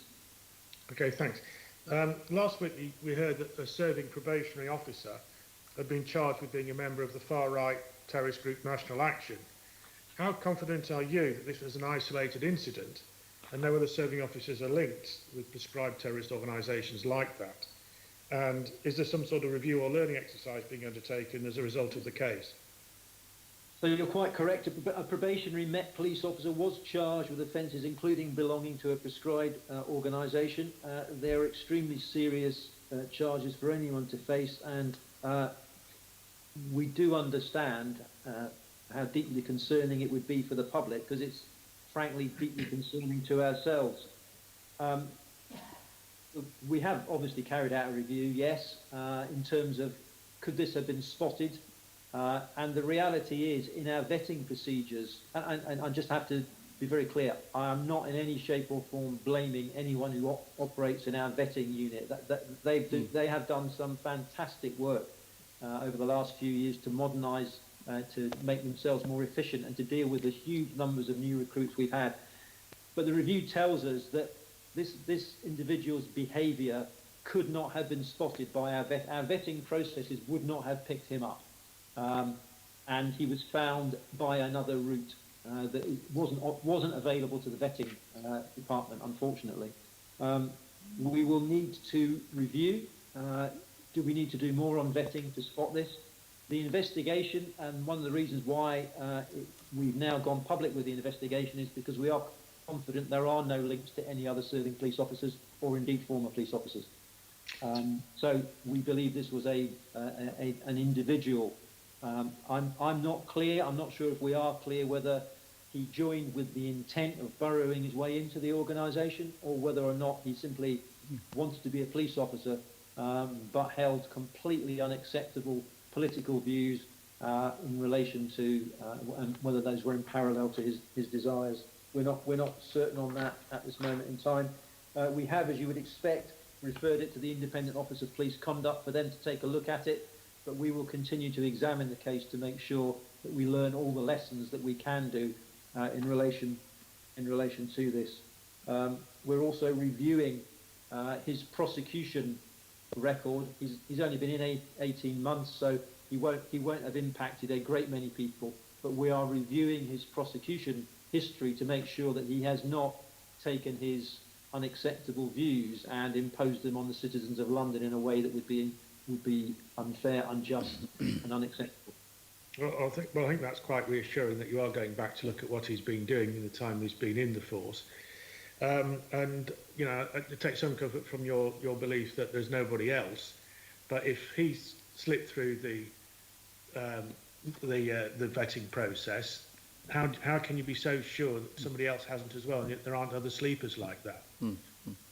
Well, I think we have to confront reality, if I can be honest with you, and say that you know, we cannot make the service impregnable through checks and balances. The way we can make the service impregnable, slight contradiction in terms, is by living to the values of the Metropolitan Police Service to make sure that the minute anything is spotted by colleagues that is not appropriate, that is dealt with.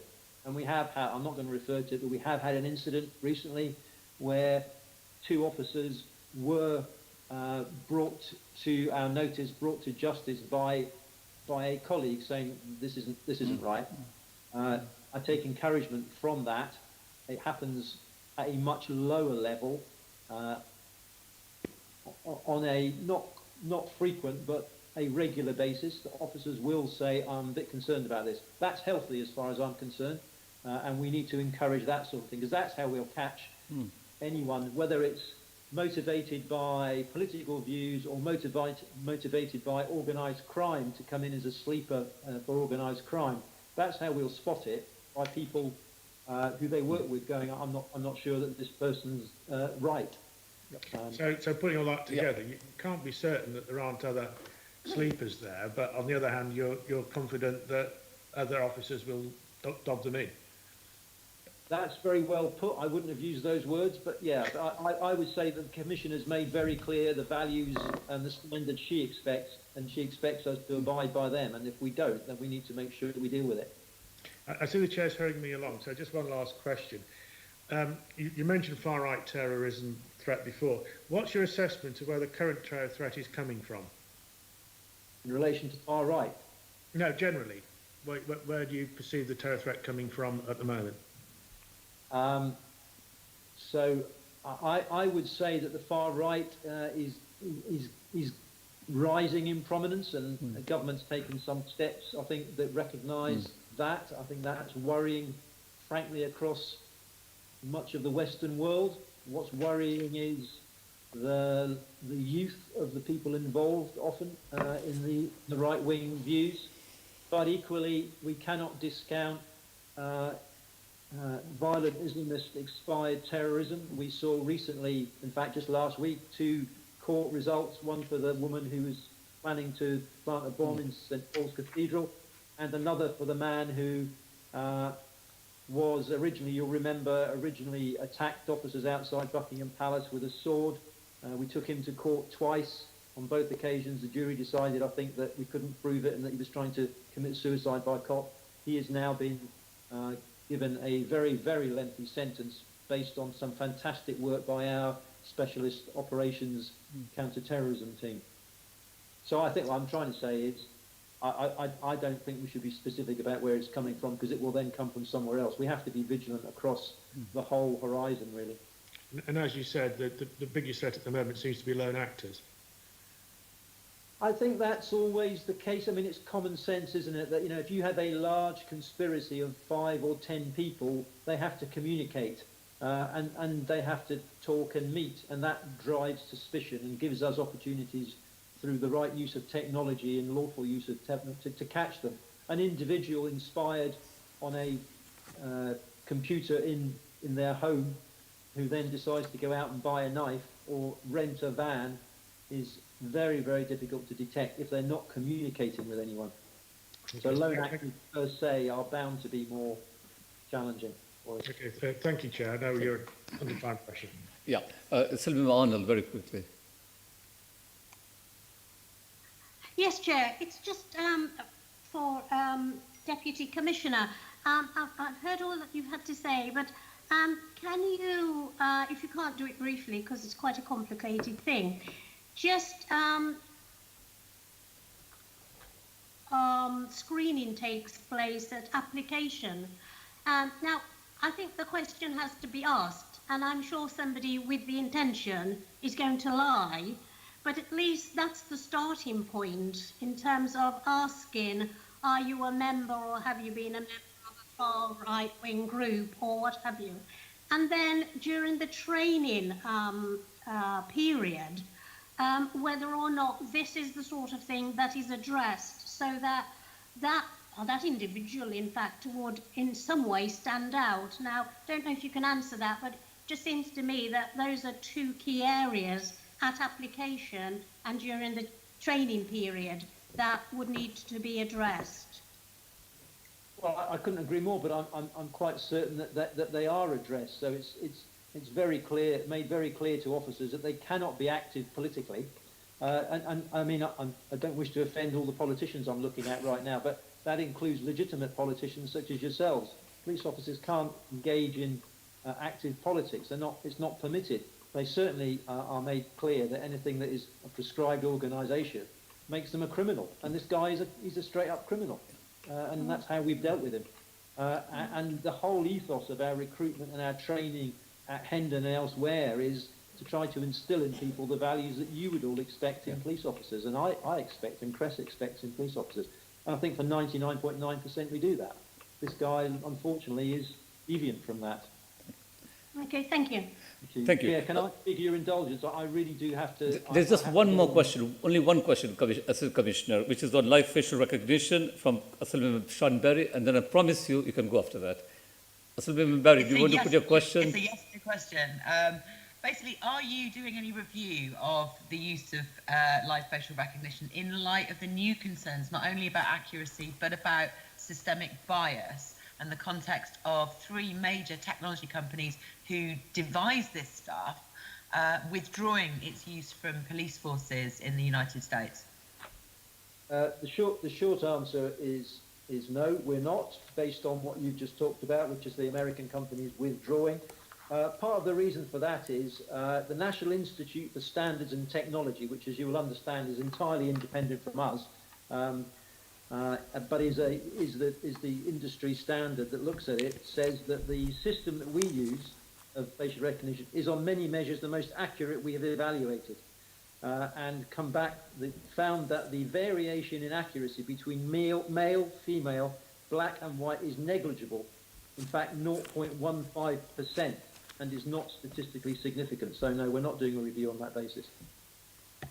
We'll come back to that later. That's Okay. time. Thank you. Okay, Deputy Commissioner, thank you very much for attending. We've got a couple more questions from Assemblyman Berry to you, Deputy Mayor, but Deputy Commissioner, thank you again. And yeah, so Sean, do you want to ask the rest of your questions to the Deputy Mayor? If that's possible, yes. In terms of the reviewing of facial recognition and the actions of the London Policing Ethics Panel, I would really hope that this new action plan, there will be a full acceptance and inaction of all the recommendations by the police. And I'm hoping that you've got that assurance from them in that sense. But in regard to the conditions from the London Policing Ethics Panel on the use of live facial recognition, the police, I mean, Caroline Pigeon, my colleague here, and me, we've written to the police and asked them about their rejection of the necessity and proportionality condition that the Policing Ethics Panel put forward. They continue to refute the recommendation that it should only be used for those wanted for a serious crime. They push back on it using the Bridges decision and insist that legally they can expand upon that. But this is not sticking to the guidelines that you and the Mayor have set out. Can you explain what your next steps are in regard to this? Because they are not meeting those conditions. In fact, they are explicitly rejecting one of them and proceeding to use it against people on the streets of London for things that are not necessary or proportional, according to the definition we've put together at a higher level. So I haven't seen the correspondence that you've had with the Met on this. I'm not aware that there's any explicit rejection of the Ethics Panel's recommendations. In fact, the whole process of this has been that the Policing Panel's recommendations, the 5 recommendations, really clear, and the Met have basically met those recommendations, and they, each deployment of the live facial recognition has to meet those recommendations. I'm not aware that the Met have said that they're explicitly rejecting that one about proportionality. The recommendation itself was that the overall benefits to public safety must be great enough to outweigh any potential public distrust in the technology. So in the terms of the deployments so far, those conditions have been met.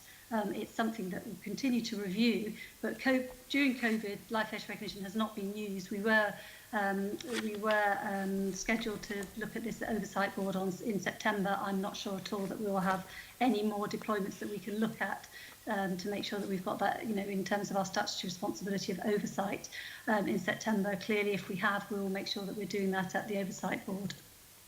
I'm happy to share our correspondence with That'd be you, helpful. but we were drilling down into the response to that condition within the Met's original response to the policing ethics panel. I mean, they do not even claim that they are complying with all the conditions. What they say is they've addressed them, and in the course of addressing that particular condition, they essentially refute it and fall back on legal arguments around the Bridges case. It's very, very clear from that that's what they're doing. We asked for some clarification about who's going on watch lists, and the response that we've had basically reiterates that refutation, and then goes on to say that a large number of different groups that may be on watch lists that do not conform to that condition, that only those wanted for serious crimes should be on there. So, Sian, my understanding, and in terms of how and when live facial recognition is used, that each deployment of live facial recognition has a watch list that is specifically developed for that deployment, and that deployment is then, the recommendations of the ethics panel are addressed and met through that deployment. In terms of proportionate use, I know there's been some discussions, and there's some discussions about, is it proportionately used to look for high risk people, vulnerable people who are missing. I mean, I'm not sure whether that's what you are talking about. In terms of watch list, but in terms of the watch list, there isn't just a general watch list that is used generally for live facial recognition. Each watch list is specifically developed for the deployment of live facial recognition and for the reasons for the deployment of the live facial recognition. And then after it, that watch list is not kept. So I'm not really sure what, I'm really happy to have a conversation with you outside to get down to the details of this. And so that we can have a meeting with you about this, so we can get down on the details of this, because that's not my understanding, or in any ways in terms of the oversight that MOPAC has undertaken on this. That's not my understanding. Yeah, I really think that the ethics panel ought to be looking at the response again, looking at this correspondence, and considering whether or not their conditions have been met and what next steps might be appropriate. Okay, thank you. So a final set of questions in this part of the meeting is questions to MOPAC. Now, I know, and I want to finish this part of the meeting this part of this meeting by 1 o'clock. So, Deputy Mayor, if you can stay till 1, because there is the issue of concern to this committee that we want to put to you. But if I can now ask questions from Assemblyman Len Duval, directed to the Chief Executive of MOPAC, the Mayor's Office of Police and Crime, Diana Luchford. Len. Okay, Diana, can you just outline your key priorities and the main challenges for MOPAC from your position as Chief Exec? Yes, certainly. Good afternoon, everybody. I mean, clearly I've taken on this role in a very challenging context. We are against a backdrop of reducing budgets, and that is one of the challenges that I'm going to face, working with the Met to deliver the savings that have been identified for us over the next couple of years. We're also facing, a possible uptick, a likely uptick in crime as lockdown eases, and we will need to be dealing with the challenges that presents. We are seeing massive focus on the actions of the Met, which we've just been talking about in the context of disproportionality and following the brutal murder of George Floyd. And in the context of that, I'm also dealing with the challenge internally of ensuring that we are making MOPAC, making diversity and inclusion an absolute priority for MOPAC. Okay, thank you for that. On the on the initial setting up of police and crime commissioners, there's clearly some core business that MOPAC has to do, and then there's I think they're important, but peripheral issues where you have some responsibilities, except not the authority, That's quite an interesting concept. Over some of the monitoring activities or levers such as the judiciary, working with youth offending teams, their performance. In terms of MOPAC, do you think we're using the right levers in terms of in putting over our issues about driving down crime and using all those levers to its full potential? Given that there's a weakness that you haven't got the authority to really intervene, but you have got a voice. I mean, I think one of the key levers that MOPAC has got is our convening power. And I think that we are effective in bringing together criminal justice partners in relation to that. But we absolutely need to be clear what our core priorities are, because otherwise, you know, we're going to be spreading ourselves extremely thinly. I identify our core priorities as tackling serious violence and violence against women and girls, supporting victims and witnesses, overseeing the Met to ensure that they're delivering a better police service, and as I say, tackling diversity and inclusion and embedding that within the organisation. Now, there are many, many other peripheral issues that we are also involved in. So, I mean, that ranges from, you know, antisocial behaviour, women offenders, Brexit, you know, all of those kinds of things. And we need to calibrate where we want to place our effort and ensure that we are also lobbying other organisations to be picking up things that, you know, we do not regard as our core priorities. So that also includes government departments, Ministry of Justice, Home Office, and so on. So I think it's getting the balance right between those two things that is the challenge we face. And do you think, in terms of that, reorientating the organisation, the prioritisation, in terms of the advice that you're able to give to the Mayor and the Deputy Mayor, that you're going to use the budget process to maybe refocus around that? Because you're going to be, there's a bit of an enforcement on that in terms of that. There will be reduced resources. But I'm thinking in terms of the MOPAC budget in particularly, how you prioritise it, where you put the emphasis on. Well, absolutely. I would see it as kind of germane to our approach to the budget savings to make sure that we are directing the resources that we have got to the Mayor's priorities, particularly around, you know, the services that we commission and the organisations that we fund. And I'm obviously fairly clear what those priorities are. I've just articulated them. But I mean, there are political decisions to be taken about, you know, where resources need to be directed. Okay. And then just finally on, look, on the issue, some of the criticism of the past of MOPAC, some fair, some probably unfair from my point of view, but the issues such as transparency and communication with the Assembly, how can you reassure this committee that you are committed in getting that right? This is not the politics. This is really the day-to-day exchange of information, how MOPAC does its business around on it. It's not a political arena. It's not a political opinion issue. It's about providing a standard of operations that you feel comfortable with and that others will be comfortable with, and maybe if they have an interaction with MOPAC, may take a view on the type of organisation you are. What's your thinking about that? Well, we touched upon this the last time that I came before the Assembly, which of course was my first appearance. And at that time, I reinforced my commitment to a kind of respectful interaction with the Assembly. I absolutely recognise your kind of important role, the scrutiny role that you provide, and the democratic accountability that you are discharging. So I take that extremely seriously. I can only really demonstrate through my actions how seriously I take that.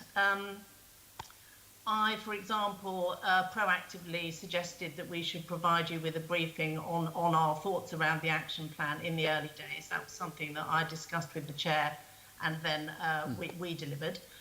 You know, I intend to continue in that vein, but I also recognise that there are other ways that we can demonstrate that, for example, through our timely responses to your correspondence and through timely responses to Mayor's questions and so on and so forth. And I am doing what I can to ensure that standards are as high as they can be within sort of certain limitations in relation to that. So I certainly, you know, hope that I've started as I mean to go on and that we can continue a constructive dialogue. If there's more I can do, then please tell me what that is, and I'll be happy to try and comply.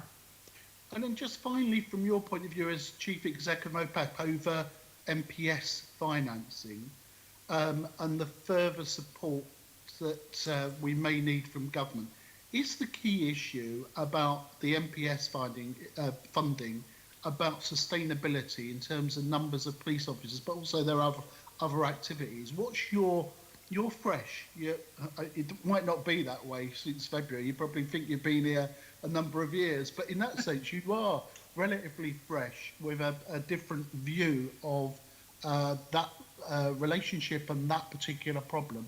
What do you think of your initial view about that? Is it long-term sustainability about police funding, or where we need to get some firmer foundations for the future in times we are in woe? It's going to be very difficult and challenging. I think everyone accepts that. But what's your thinking about that, and what's your initial view of that and the advice, well, not the advice, but the approach that you may well be recommending to others in pursuing? Yes, well, MOPAC we're working at the moment with the Met to understand the impact of the savings that we're going to have to make. Clearly, we are driven by the Mayor's priorities, and he has made very clear that protecting police officer numbers is a top priority, and therefore, that will be absolutely key when we are looking at savings that we want to make. We want to protect police officer numbers.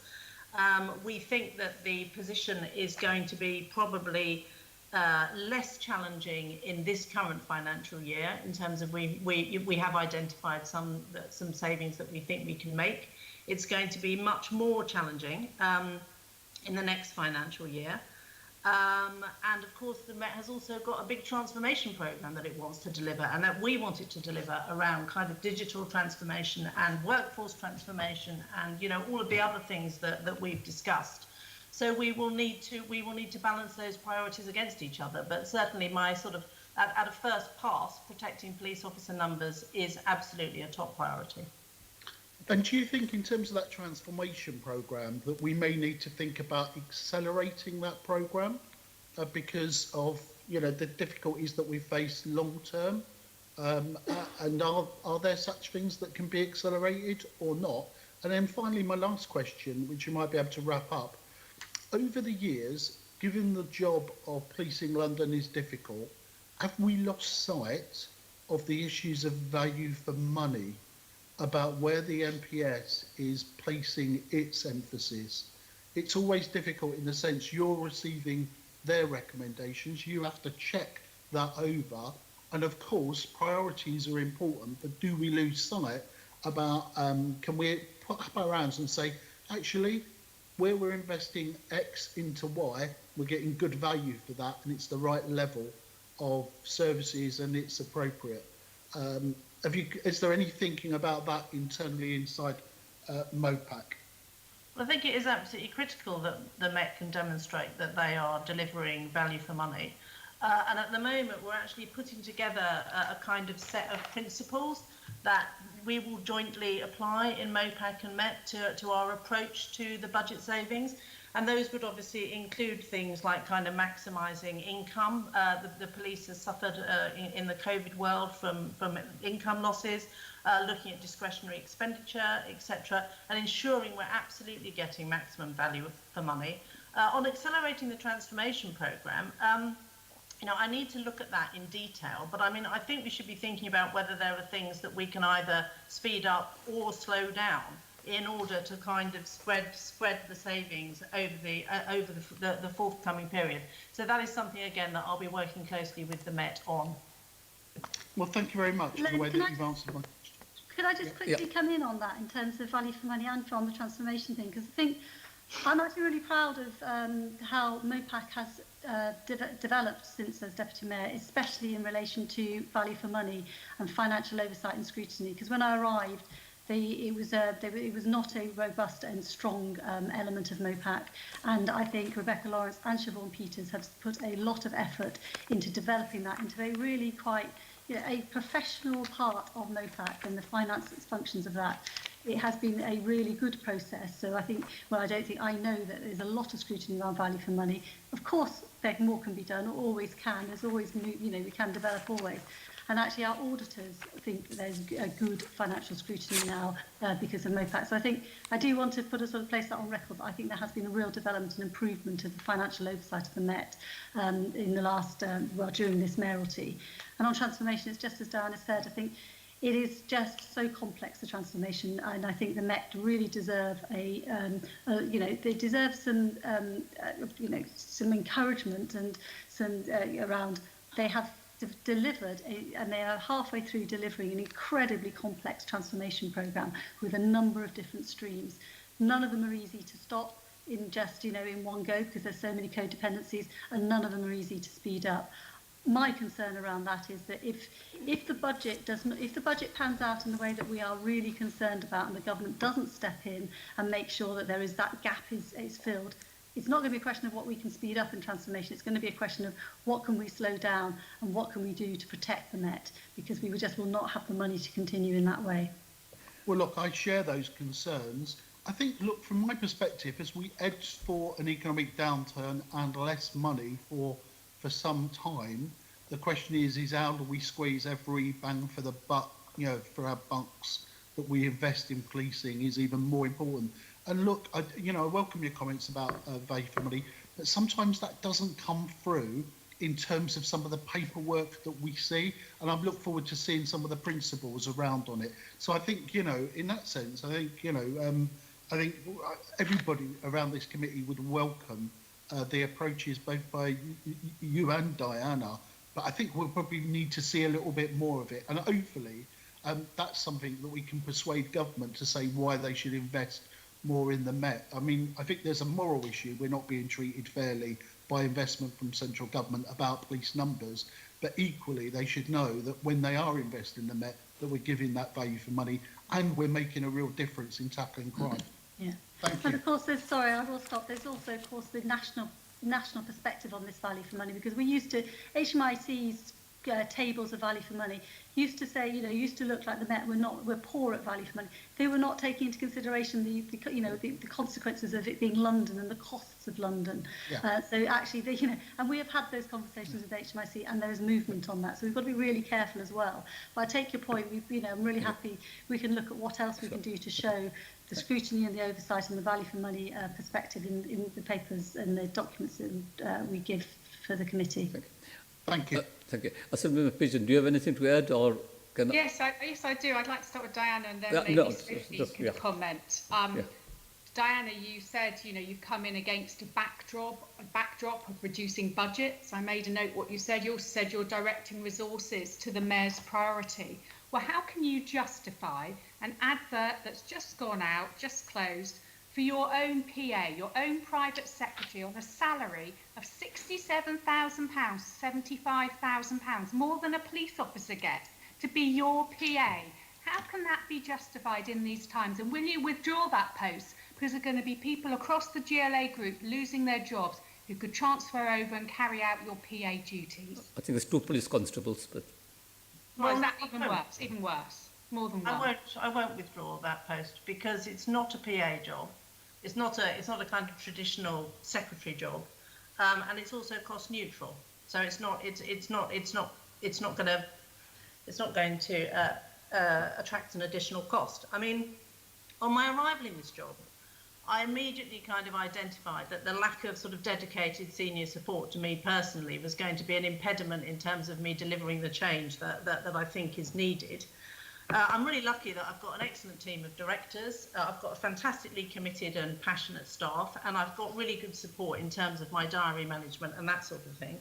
But I need somebody dedicated to sort of fully underpin my leadership, sort of to maintain strategic oversight, help me join the dots across the organisation, and enable me to kind of do the things that the chief executive should do, not be spending my time kind of chasing up people to follow up actions and so on.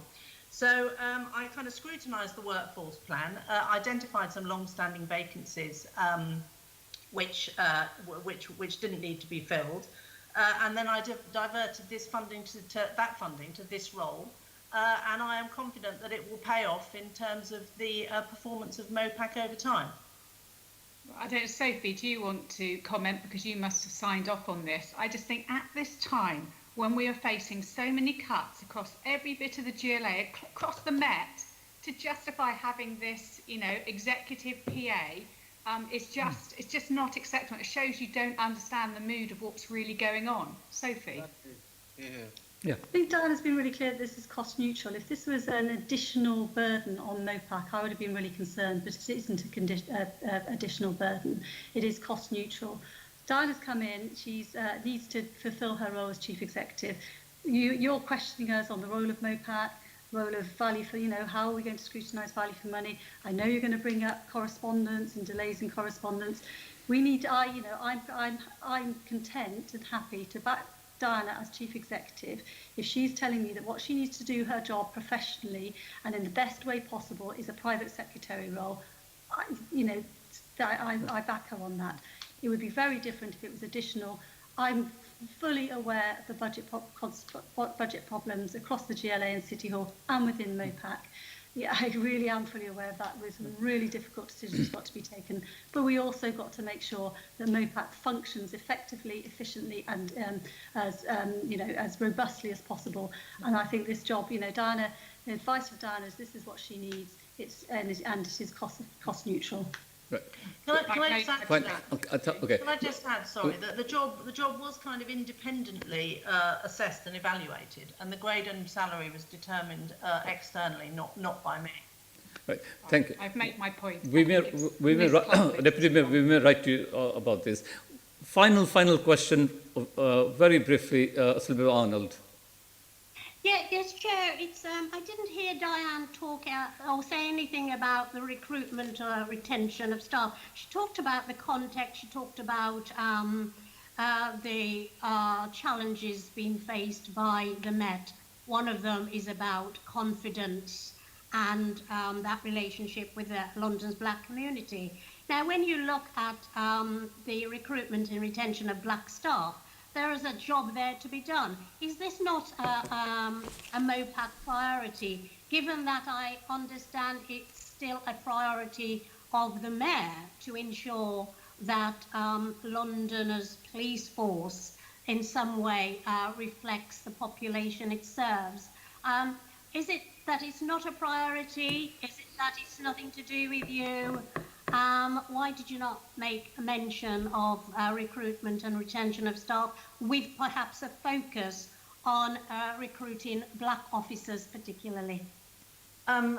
It was not my intention to omit that as a priority. It is a priority, and it is also one of the things that we are considering in the context of the action plan, how we can both attract more BAME officers into the Met and it's not BAME I'm talking about black officers. Let's stay with black. They're at a totally different agenda when we talk about BAME. The issue now and the lack of confidence between the Met is between the Met and the black community of London.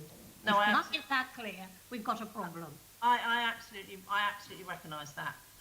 I've been having many conversations with my black staff about that very issue and about the badging of massively diverse group of individuals as BAME, which is actually not a shorthand that I prefer, but it is a kind of recognised part of the lexicon. So I apologise, and I absolutely recognise that it is black people that you are talking about.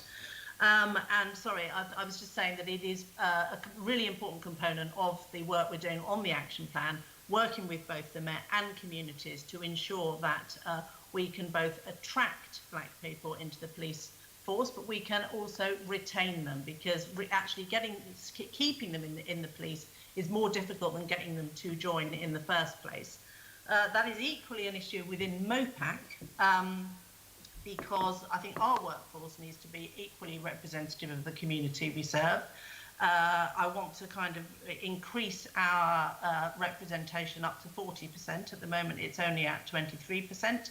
But I'm also really, really keen to sort of draw on the differences of outlook and perspective that black people can bring and other people of colour can bring to our policy and our commissioning activity.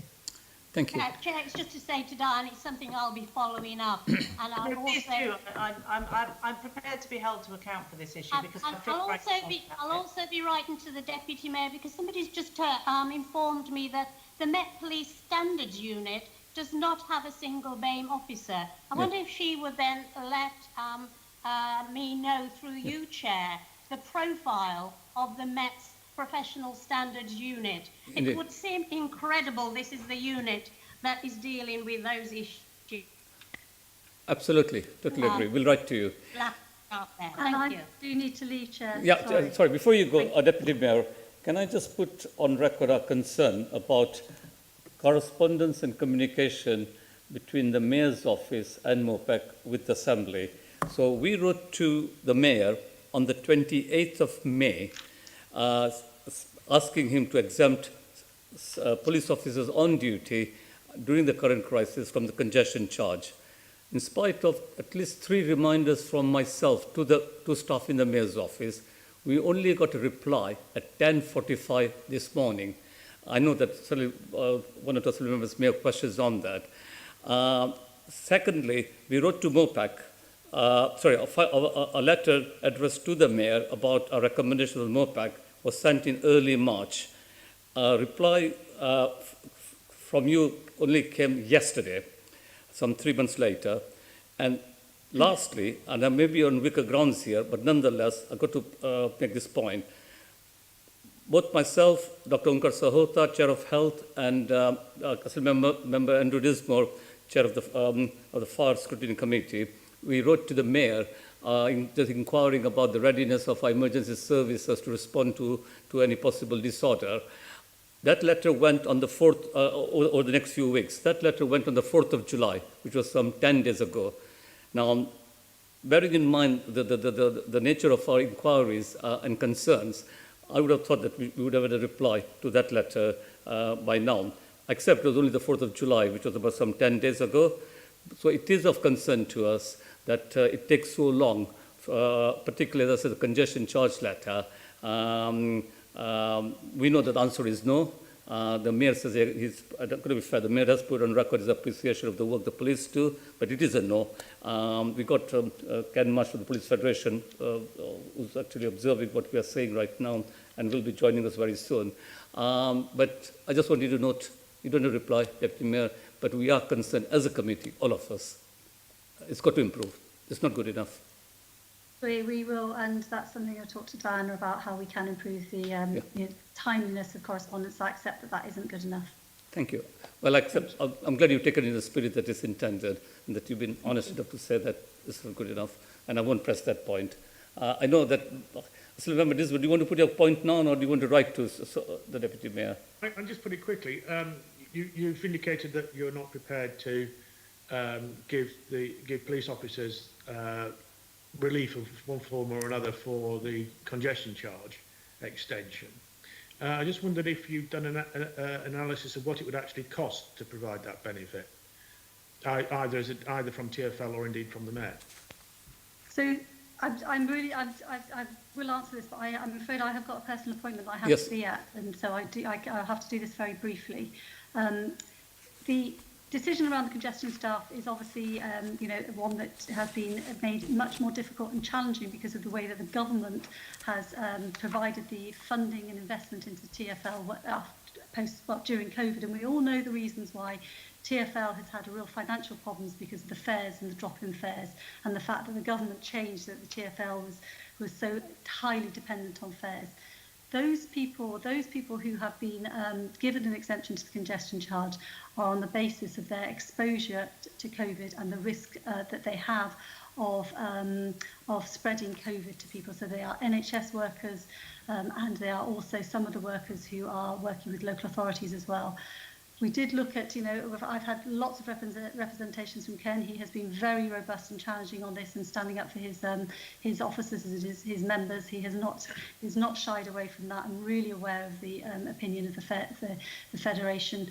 We did look at this, but in terms of the logic and the principles for the decision, it was not there in order to be able to give the exemption to police officers to the congestion charge. I hear what you say, Sophie, but my question was how much would it cost to provide such a benefit? Have you So- done any work to cost it? So we did look at, I obviously did ask, well, how many officers and staff work within the congestion charge area. And my recollection from those figures, I haven't got that in front of me because it wasn't aware I was going to be asked this today, was that it was, I think, between 4,000 and 6,000 officers and staff work within the congestion charge. So that gives you an idea of the volume and a ballpark of possible costs. If you then, you know, amalgamate up who, it's very difficult to judge how many people would drive in, but that gives you a ballpark understanding of the number of people who might, I you know, really do emphasise might want to use the congestion charge. But I would have to please don't quote me on those figures because I have not looked at those figures in the, you know, in terms of run up to this committee. So I would have to double check those figures for you. So, well, can you write to us with the figures, including the number of officers who would be expected to drive in and what it would cost? We can give you the number of officers, and I think it's really important that we don't forget the staff that work within Central London as well. Number of officers and staff who do live, who do work within the congestion charge. And how many drive in? Yeah. The Metropolitan Police, we don't have those figures. Okay. Thank you. Fine. Thank you, Deputy Mayor. Thank you, Dana Lushford. Thank you for attending today, for your answers to our questions. Now moving on to our next question and answer session with representatives from the Metropolitan Police Federation and the Metropolitan Police Superintendents Association, where we will focus on frontline officers' experiences of policing the pandemic and moving forward over the next year. I would like to welcome our guests, Ken Marsh, Metropolitan Police Federation, and Simon Owens, Metropolitan Police Superintendents Association. Have you got Mr. Owens? Just want to check. So I'm here, Chair. Okay, yeah, well, as long as you're there, I can't see you. But now look, we've devoted about half an hour to this session. We are beyond schedule, but I want to show you the appropriate respect, and I would ask colleagues to bear with me. I want to make sure that our questions to you, you have time to answer them fully, and that we understand the perspectives you are coming from. So if I can start off by asking both of you, can you outline your current concerns for policing in London? Ken, do you want to start? Yeah, can you repeat? Good afternoon, everyone. We can hear you. I didn't quite get it. Yeah, Ken. Yeah, could you just repeat the question, Chair? Yeah, please? can you outline your current concerns for policing in London? Got you. Okay. Good afternoon, everyone. As we stand at the moment in relation to where we are with the COVID-19 and my colleagues, we are in quite a good place. And I say that with the openness that it's meant, because we have good retention levels. There were talk of huge amounts of my colleagues being off and all sorts of issues around the pandemic. We haven't seen that. We have large numbers retained, and we actually have more because an awful lot can't take annual leave for obvious reasons because they can't go on holiday, etc. So management have been quite helpful that they've allowed retention of annual leave so they can come back to work basically rather than just at home not able to have their leave. So our position sits quite well in terms of our colleagues. The difficulty is obviously that you're all aware of, that they are having to face different scenarios on a daily basis. And let's not forget that the pandemic is still out there, and we are challenged an awful lot around PPE, around why my colleagues aren't permanently wearing facial coverings. Well, as a police officer, it's very difficult to give the sort of human aspect that is required a lot of the time when you've got a facial covering on. So these are challenges we're having to work through quite regularly, and they find it quite difficult, and we get a lot of communication around that. But it's where we are, and it's as we move on, we'll keep doing what we do. Okay. Simon? Well, good afternoon, everybody, and thank you for inviting me onto the committee. I greatly welcome it, and I hope it's going to be one of many more to come.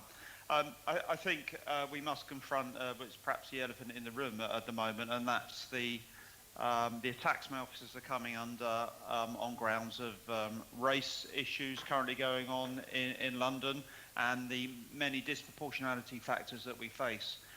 The officers that work for me, and particularly I have to say black officers, are coming under extraordinary pressure at the moment out on the streets, and we've seen that not only in the demonstrations that we may get on to talk about later on, but also in their day-to-day working. morale amongst the officers is incredibly steadfast considering what they've been going through, but this constant onslaught of bad press and bad muttering and different news agencies picking on individual items and throwing them across the media.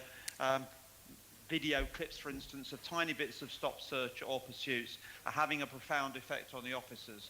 And my fear is just, how long are officers going to be willing to cope or be able to cope under that current onslaught? From my own members as superintendents and chief superintendents who I represent, it's very much about the workload being placed upon them. I hope in a moment I'll get the opportunity to talk to declining numbers in my association ranks, whilst other ranks have increased, and therefore the extra workload that's been put on them. But at the moment, it's the pressure the officers are under around their bad press and the ongoing issues of disproportionality that they're facing. So actually that was our next question.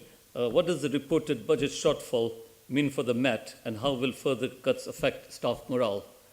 Simon, do you want to come in?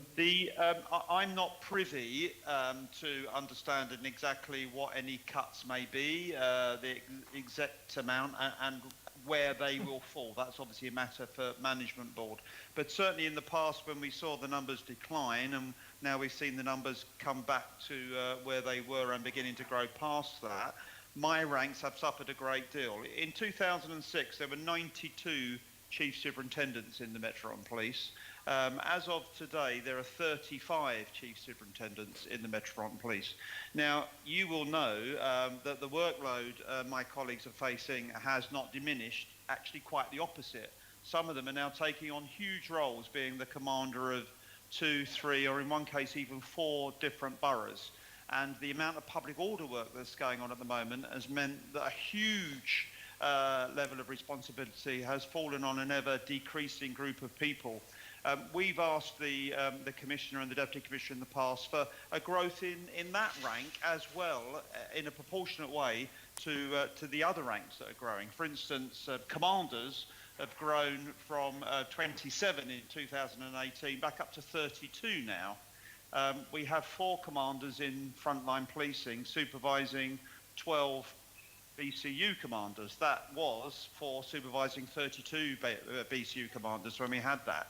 So ranks are growing otherwhere. They're not growing amongst the chief superintendent rank, but the amount of work they're taking on is a great deal. And we find that my colleagues do not take sickness, and it does not manifest just about the level of stress they're under until they're actually broken and are caving in either to physical or in some cases mental illness as well. So to answer your question, Chair, about the effect of cuts, I would like to see the number of my colleagues grow proportionally with the rest of the organisation, and certainly in proportion to chief officers that just 8 or 9 have been recruited recently, for instance. And a federation perspective, Ken? Yeah, well, it's a difficult one for us because numbers are better than they've been for an awful long time. I've heard figures bandied around as to where they think we're going to get to. If that's the case, we'll be hanging around on the 30,000 mark again, which will be a drop for us.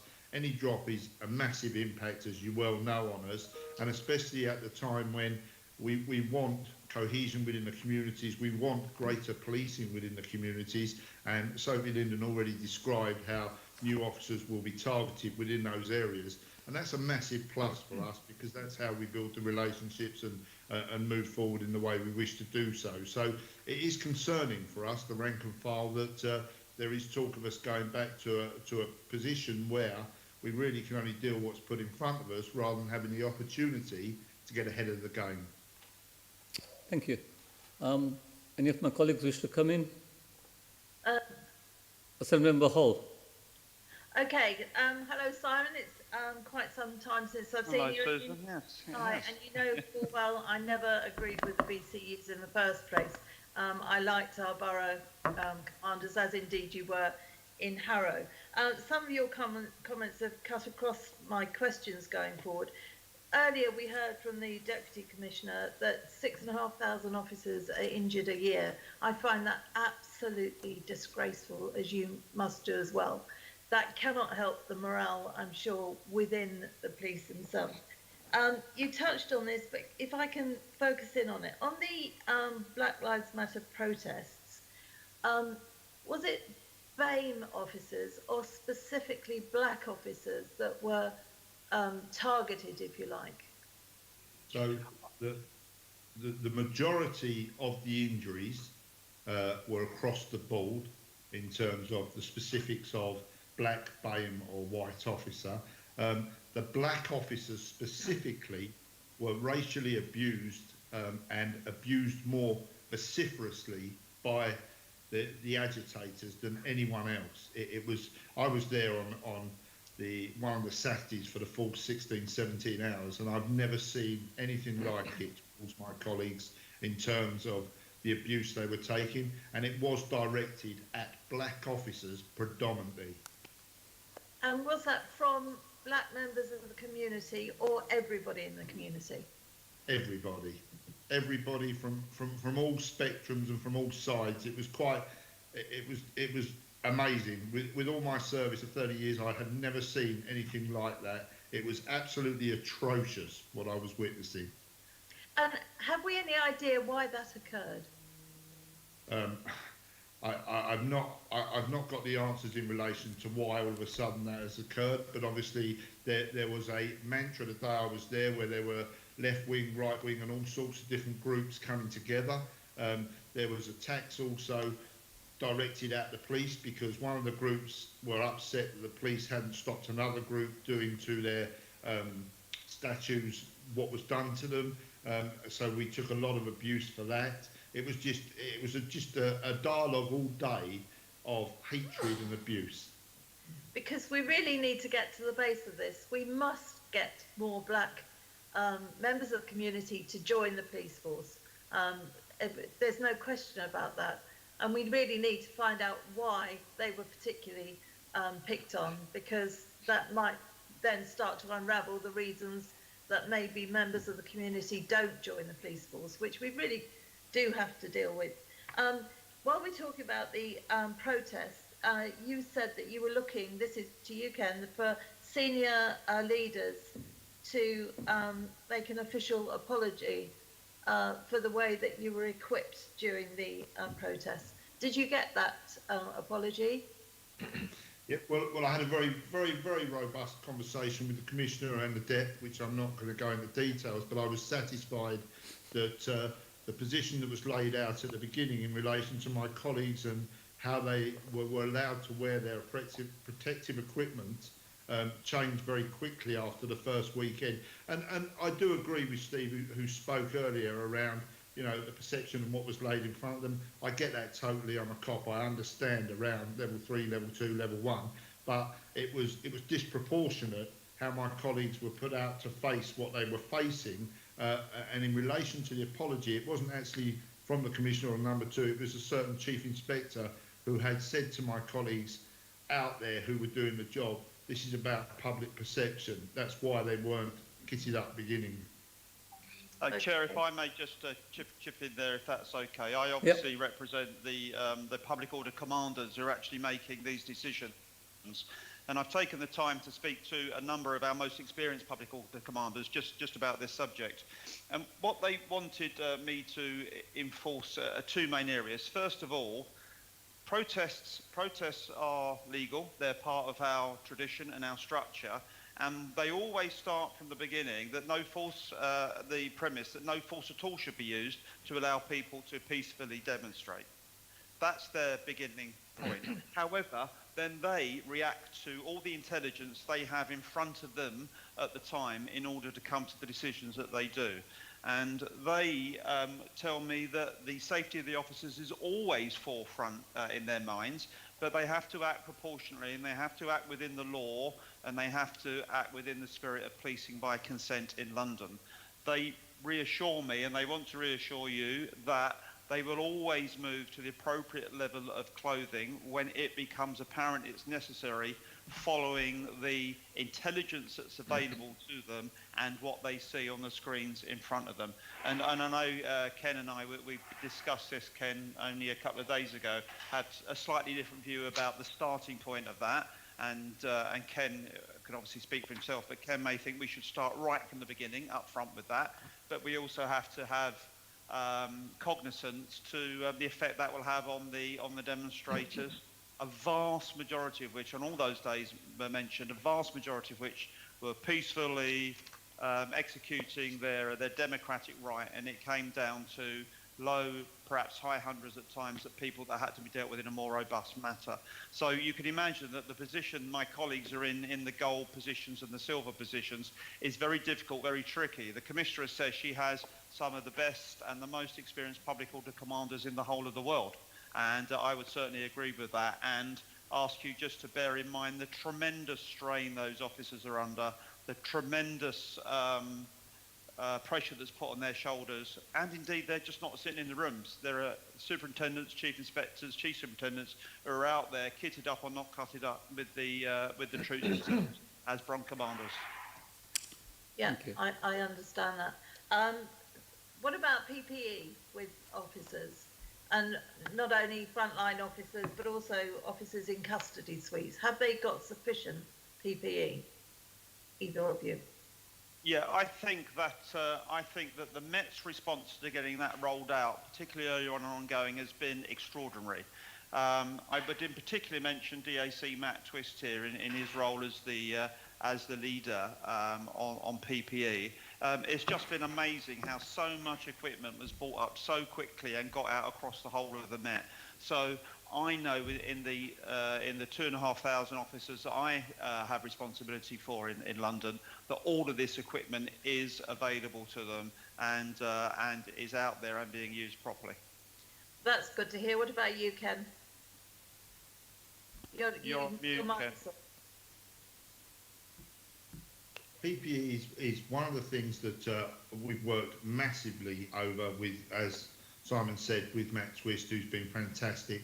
But one of the things, just stepping back, Susan, one of the things that I wish to highlight is when you talk about the public order and the kitting up and the comments I made, a lot of that was because we are in the middle of a pandemic, and by my officers wearing their NATO helmets, they are afforded the opportunity to have their visor down in front of them, therefore giving them a level of protection.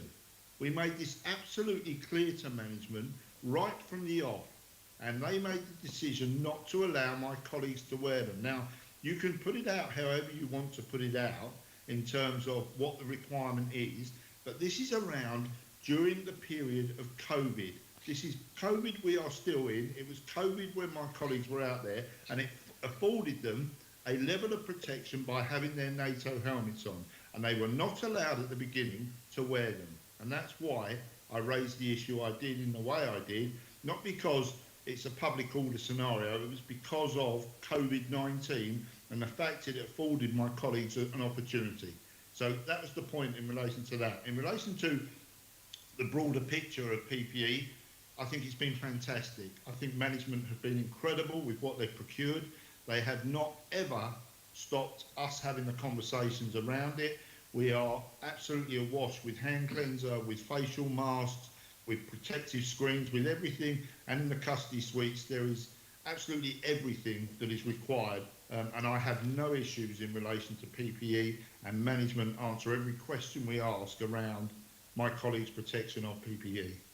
Okay, can I just ask you one thing then? Because I stopped an officer in the street and asked if they were this is at the beginning of the COVID situation, and I was told by the officer, who I know anyway, I've known for a while, and he said that he was very upset that he wasn't allowed to wear a mask. What's the situation with that? So again, there's been some strange dialogue around the wearing of masks, but what I can say and what I can put on record is no officer has ever been stopped wearing a mask. There's been a lot of different conversations around when you should or shouldn't put one on, and you've seen in government how difficult it is in relation to what we should and shouldn't be doing, and also because The masks that we had at the beginning were medical masks. They weren't a cloth protective mask, which is what we're talking about now. So my colleagues were never not allowed to wear a mask. If they took a decision or made a dynamic risk assessment that they needed to put one on, they could put one on, and the Federation would have backed them up 110% in relation to that. Okay, so answer me this if you would. When it becomes mandatory to put a mask on in a shop, and I know I often see officers in the supermarkets, etc., will they then wear a mask as we all have to do? Absolutely, absolutely. If the same as the underground, overground, and everything else that my colleagues are going on, off duty and on duty. My wife's travelling every day to and from London. She puts a mask on straight away when she enters the underground, overground, and they will do the same in the shops where the legal requirement is. Yes, 100%. Okay, and that's when they've got their uniforms on, not other time, but in uniforms they will wear a mask. Well, they will wear it off duty as well because. Yeah, no, get that. No, it's not off duty. I every confidence they would. It's when they're on duty, Yes. will they be wearing a mask? And you're telling me they will. So that's fine. If I can move on now to a pet thing of mine that I've been going on about for ages, and Simon has actually mentioned it at the beginning. I'm really, really miffed at the amount of these short videos we keep seeing on social media that they're only very, very short. They show whatever the person that uploads them wants them to see. And it's totally one-sided. You can't see what the police have seen on their body-worn cameras. How much pressure are you putting on your superiors, if you like, to see if we can get these videos out there as well? Because it's a one-sided story the whole time. It is not helping the police's reputation because they only have a very small part of it. They don't see the whole story. And we're not on a level playing field. Have you put pressure on anybody to look into this, either of you? I have put absolutely massive pressure. You know this is one of my pet hates as well, and I've been very, very vocal for an awful long time in relation to this.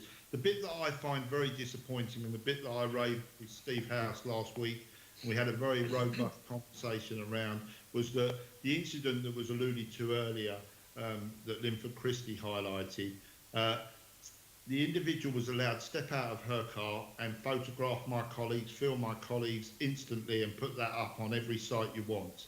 My colleagues were never asked if they wanted to be put on any sort of websites or anywhere, but we had to seek legal advice to put the footage of that incident, which I can tell you 100%, if it was put out into the public domain, would give you a completely different view of what took place. I'm talking about the initial following of the vehicle by the carrier. But we're not allowed to put that out. And I think there has to be now some levels of transparency around both sides. I have no issues with officers' body-worn cameras and communication being shared with the public because I am accepting that my colleagues are working correctly 100% of the time. So therefore, let's have that evidence out there and shared. But it has to be both ways. Because if it is both ways, then we have the opportunity to afford respect for my colleagues as well. 100%. What I would say there is in the wider context of stop and search. We're in a position now. The police have always been an Aunt Sally, like many public institutions, maybe your own included, in that we are always at the receiving end of bad press. Good news about the police is usually not news. But in the wider context of stop and search, I really welcome at last Sir Steve House's article in the Standard last night. That was one of the first times we've actually seen a very senior officer say about the benefits of stop and search and that he supports stop and search and that he would never apologise for the use of it. I myself wrote to all my officers when all that last bit of video became public to say, you know, we're the good guys in this. If it wasn't for our use of stop and search, there will be no arrests for knives, there'd be no arrests for drugs, there'd be no arrests for firearms, and the number of deaths would be far, far higher.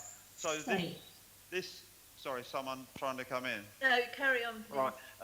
So the message that must go out is the continual use of that. When things are shown, I've seen the same video as Ken, and he's absolutely right about the message that would go out. But we're the police, and we have to work within legal constraints, and sometimes we have to rise above the short-termism of having the whole story for the longer term, particularly if there's going to be a prosecution, because things become subjudicial.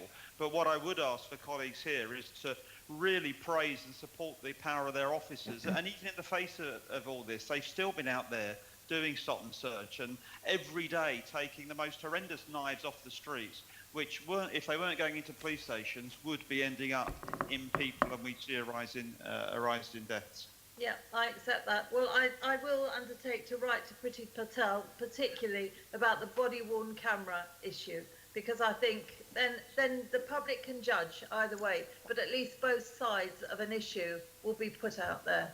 I think I'll leave it at that. Thank you, Chairman. Thank you, gentlemen. Thank you, Susan. Anyone else wants to come in? Any other colleagues? Glenn? If I can I just say, if Susan's writing, look, for all our sakes, body-worn cameras was meant to be a game changer, both for the member of public as well as the member of the police service conducting what is probably a very intimate examination. Anyone being searched would understand that. Surely we should write as a committee saying that we would encourage the publication of the body-worn camera issues where there's not a court case. We should be doing that as a committee in the sake of doing that to satisfy.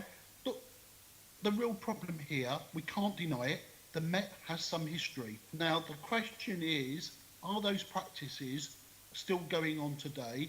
I know the officials here today, represented, will not defend the bad practices that may have occurred many years ago. And of course, some of the tests now and investigations into these matters are quite rigorous. We heard of one this morning where the OPC come back. But we can't deny our history, and we can't deny the issues of proportionality. We need to have, as I said earlier, an honest discussion about those issues. So can we as a committee, I think anything that brings clarity, that improves trust and confidence of where it goes right. But on the other hand, what we need to know is when it goes wrong, that actually the action is taken quickly and appropriately to bring people to book, to either put them right to do it properly, or to actually give them some clearance. Because I think it is very difficult for our police officers to operate in this situation. As rightly colleagues pointed out this morning, trust and confidence is failing. What we don't want is the police to go back, draw up the lager, and start thinking everyone's attacking them, when really what we want is a very professional police service, which I think on the whole we get. But actually, the current situation, there's a big conversation to be had, because there is a substantial number of people within the black community that don't believe it, that don't believe that. And we've got to actually be part of that debate, and I want to encourage the police to be part of that debate and everyone else to be there about what's right or wrong, because at the moment it's looking like, it's not looking good. It's not looking good both for the black community, it's not looking good for the police service, and something needs to happen if we're going to address the issues and some of the issues of the past. I know some of your colleagues won't want to talk about the past, but that was a reality. There were problems. Equally, there may be one or two incidents causing problems now. Are we clear from police representatives' point of views that we would solve those issues very quickly if something went wrong? If some of your members did something wrong, how quickly would we really solve it? And would it be, in terms of management action or in terms of representation of that? I'd appreciate your views on that. Yeah, well, I'm happy to come in there, Chair, on a couple of issues. First of all, when individual incidents go wrong, we are incredibly quick to deal with them. Often we're dealing with them before any sort of official complaint has been made, and sometimes through the picking up on social media. So I'm absolutely reassured that when things go wrong at the time, if someone acts wrongly or it's alleged they act wrongly, we look at it very, very quickly. What, though, I think is the broader issue here is all of these issues of recruitment that have been spoken about. Len, you're absolutely on the money around the lack of trust amongst certain elements of particularly the black community. What I would say is if we don't do things differently, nothing's going to change. If we don't do things differently around police recruitment, radically differently, in 30 years' time, as we were discussing 33 years ago when I joined, we won't have enough black and Asian and other minority people in the Metropolitan Police. It just won't happen. And we've got to be brave enough, senior leaders have got to be brave enough to stand up and say we need to change. Now, whether that ranges from positive discrimination, which would need a change in the law, all the way through to more positive action being done, or the he for she campaign, which I'm a particular advocate of, I don't know. I've got my own personal views around that. The views of my association necessarily is there's still more to be done in positive action to do that properly before moving on to positive discrimination. But I would say again, I've seen that. We've debated this decade in, decade out. Len, I think I've been involved with the police as long as you have. I remember you when I was a very young sergeant and in your role. We were debating it then and we're debating it now. So we have got to change very, very radically to do it. And that might be uncomfortable and that will need a change in the law. But ladies and gents, if we don't, in 30 years' time, our successors will be, Len will probably still be here, but our successors will be sitting here saying, you know, we need to do something about ethnic recruitment in the police force. Ken, before I bring you in, I must say, I'm impressed with that answer. I think, you know, it's not often I've heard police officers talking about the long term, you know, and it's something I said earlier when Stephen House was here, that we've had reports going back, you know, to Scarman, and yet we are still talking about many of these issues. But yeah. Ken, do you want to come in? Ken, have you got anything to say, or should I move on to, there's a couple of assembly members who want to come in? I agree with everything Simon's just said. I mean, the only thing I would say on what Len said was that, be rest assured, Len, body-worn cameras are a game changer. They are a complete game changer. Complaints against the police have gone down about 36% in the time that we've had body-worn cameras. And also, flipping the coin the other way, it's made my colleagues pull up their breeches, and it's made them act in a much more professional manner, and that's what I want. That's why I said to you earlier, we have 100% transparency, and I'll help you remove any officer who hasn't behaved in the correct way. But it has to be both ways, and that's the bit I'm talking about, because I have no issue with transparency, with investigation, with everything that goes on, and believe me, cops in the UK are more open and transparent than any other country you can mention to me in terms of investigation. No problem whatsoever, but it has to work both sides. Yeah, okay. I totally agree with that. As has CCTV in the back of vans and in custody suites. It's absolutely changed what goes on and what is said that goes on, which very often didn't. If I can just add one thing to what Len said, an important point here is continuity and longevity.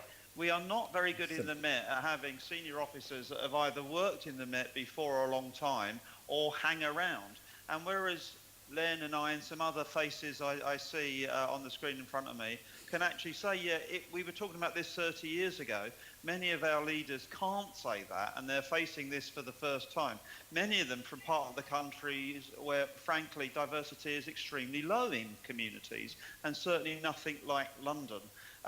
The whole police pension scheme of most people leaving after 30 years service or so mitigates against doing that. And I don't see any attractiveness being made to let people to stay in and to value the experience they've got of London and the experience they've got of the Metropolitan Police, and have the robust and confident attitude to say the sort of thing I feel like I can say. And I say it again, if we don't start doing things very, very differently, it's going to be the same in 30 years. It's not acceptable for chief officers to say, at the current rate, it'll be 100 years before we're a representative. It's just crazy and unacceptable, isn't it? So time for radical change. And if you want to invite me back at some stage, I've certainly got some very practical ideas about what I would do, not just join the talking shop of, you know, things must be different.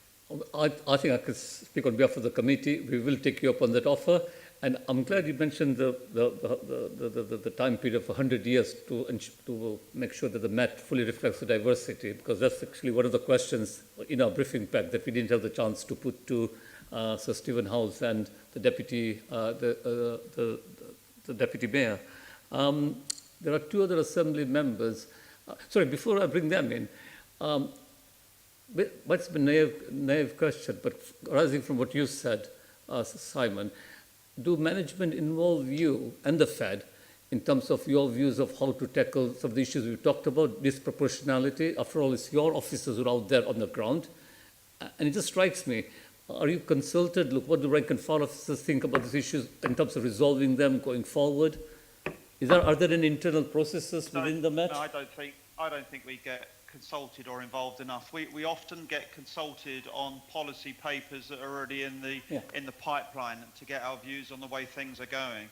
I don't sense an appetite for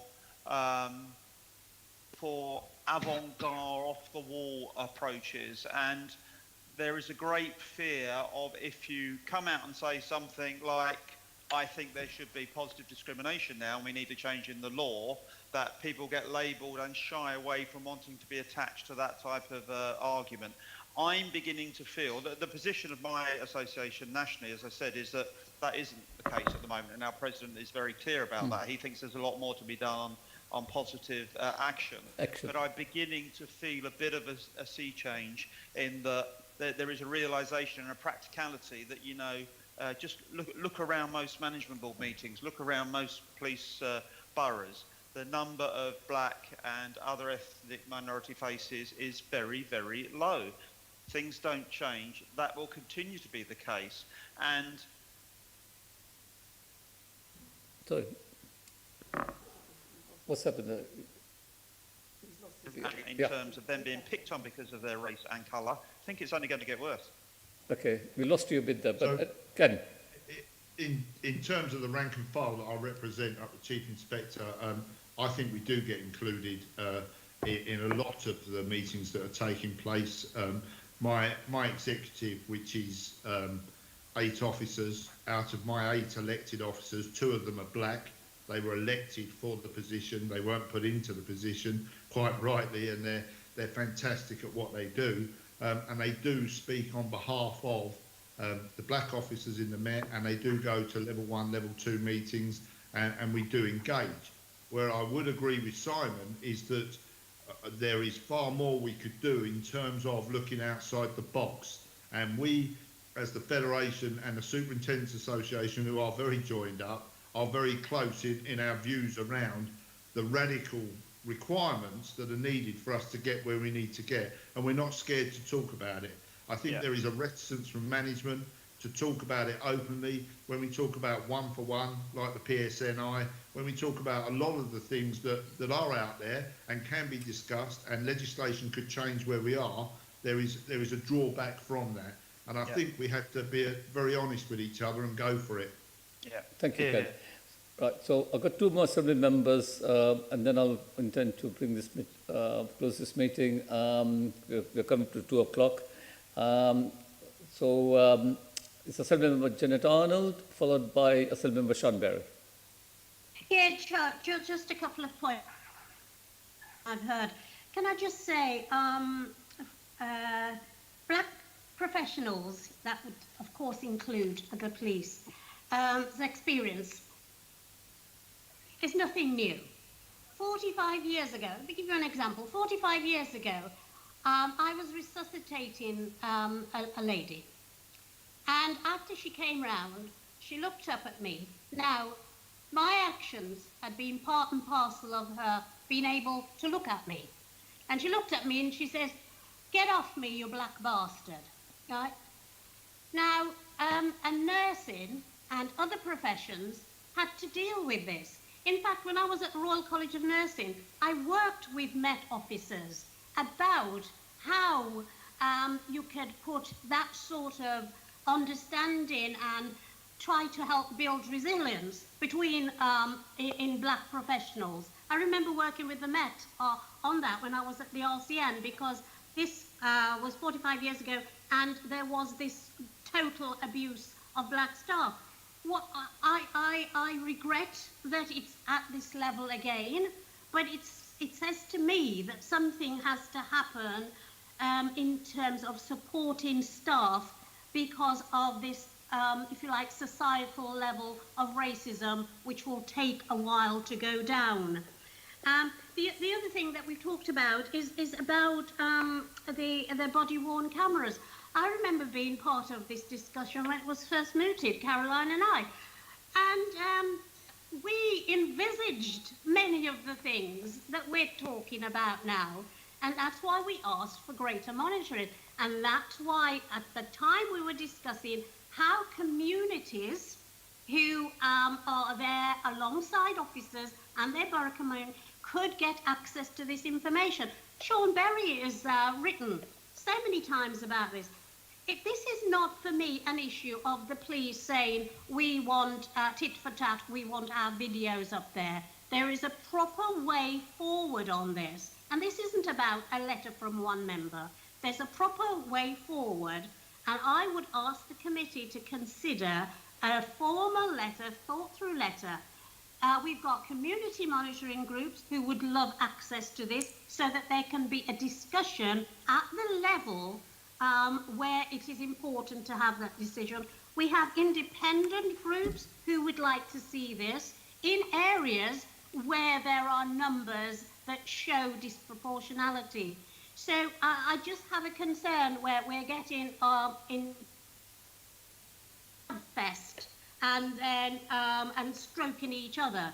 There are day-to-day issues that need to be tackled, and there are formal way forward. So I'd like the committee to actually pull back and look to see how we can get a suitable response to what we've heard today about body-worn cameras. Thank you.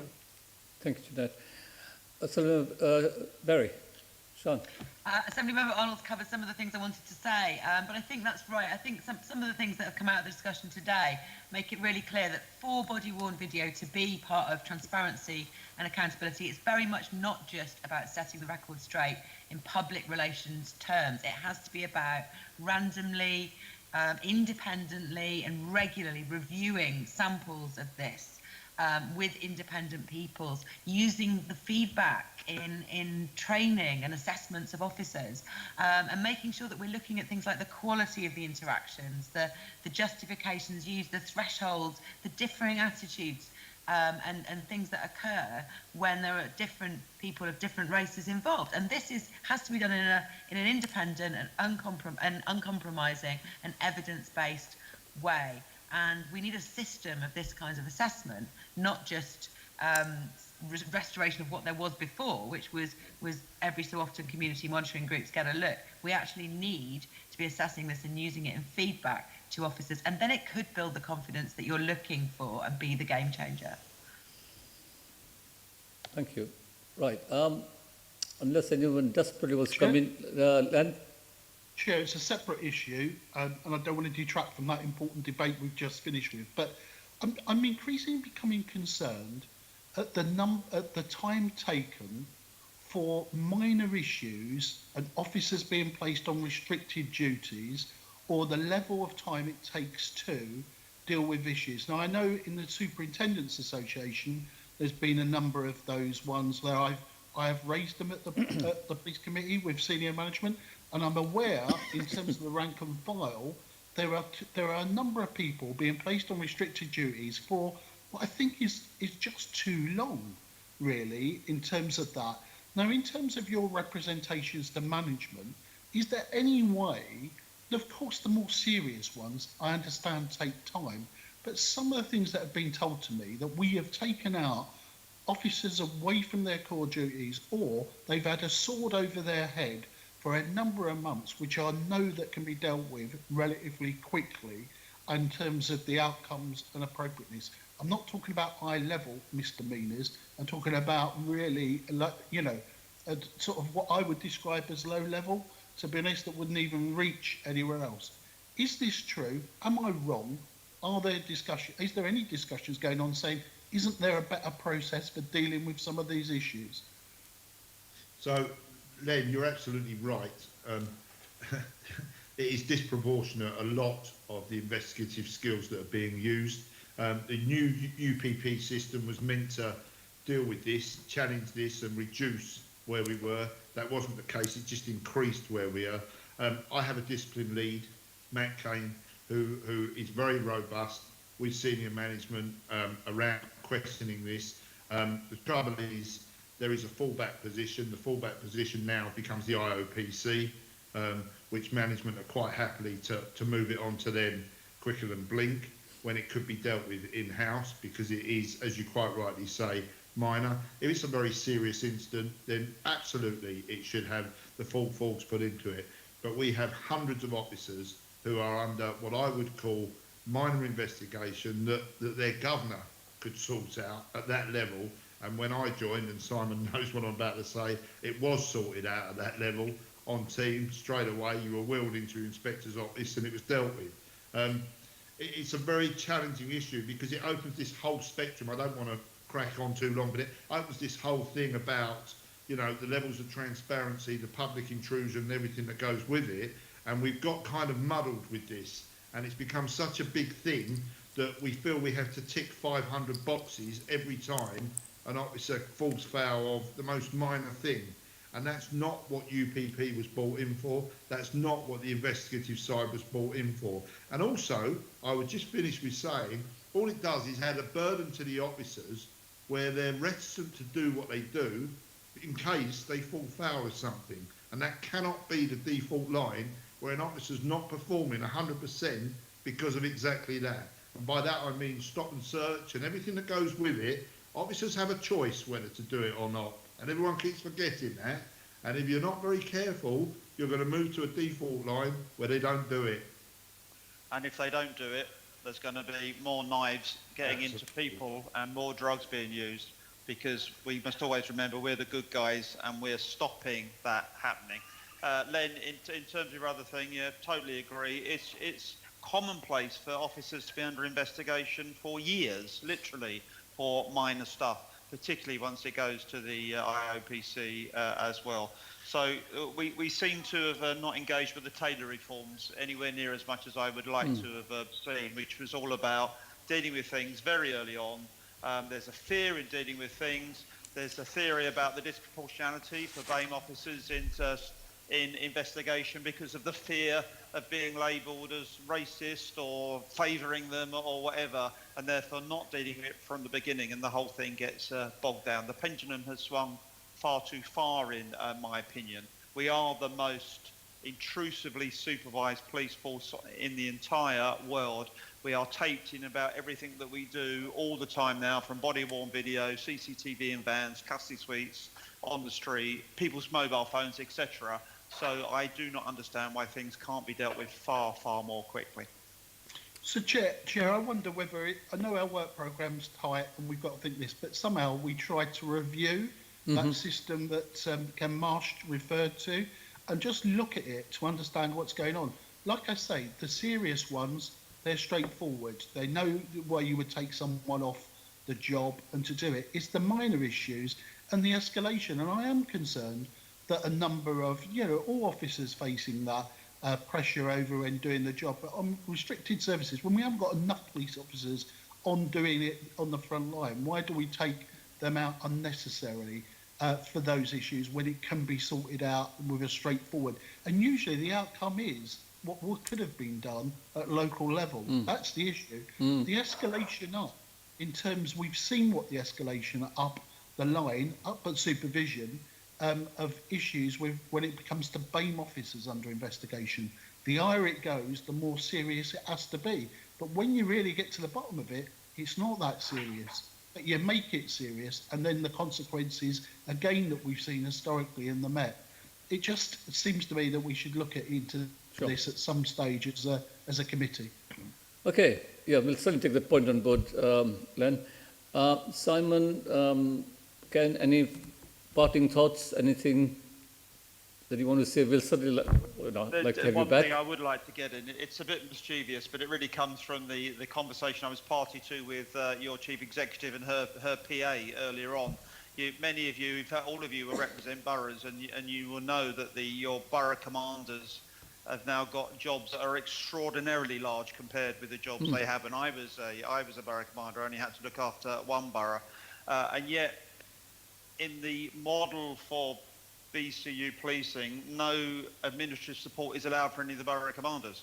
So they do not have a post. So they're having to draw, when you're a borough commander for 3 boroughs with 2,000 officers, which is bigger than a vast majority of police forces across the whole of the country. I have 2,500 officers I'm responsible for in my command of our roads and transport, and yet I don't have any admin support, no one to look after my diary, answer the phone, etc. So what do? The same as what other borough commanders do. They take an operational police officer off the street to help them do that.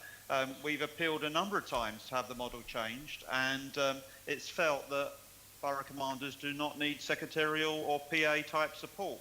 Luckily, it wouldn't cost £67,000 to have someone in there, but it would be extremely helpful if perhaps through your work with management board, you, on behalf of my borough commander colleagues, if you could just raise with them the issues that you might well be having with correspondence through borough commanders and the extra pressure those officers are under, because many of them are also your public order commanders.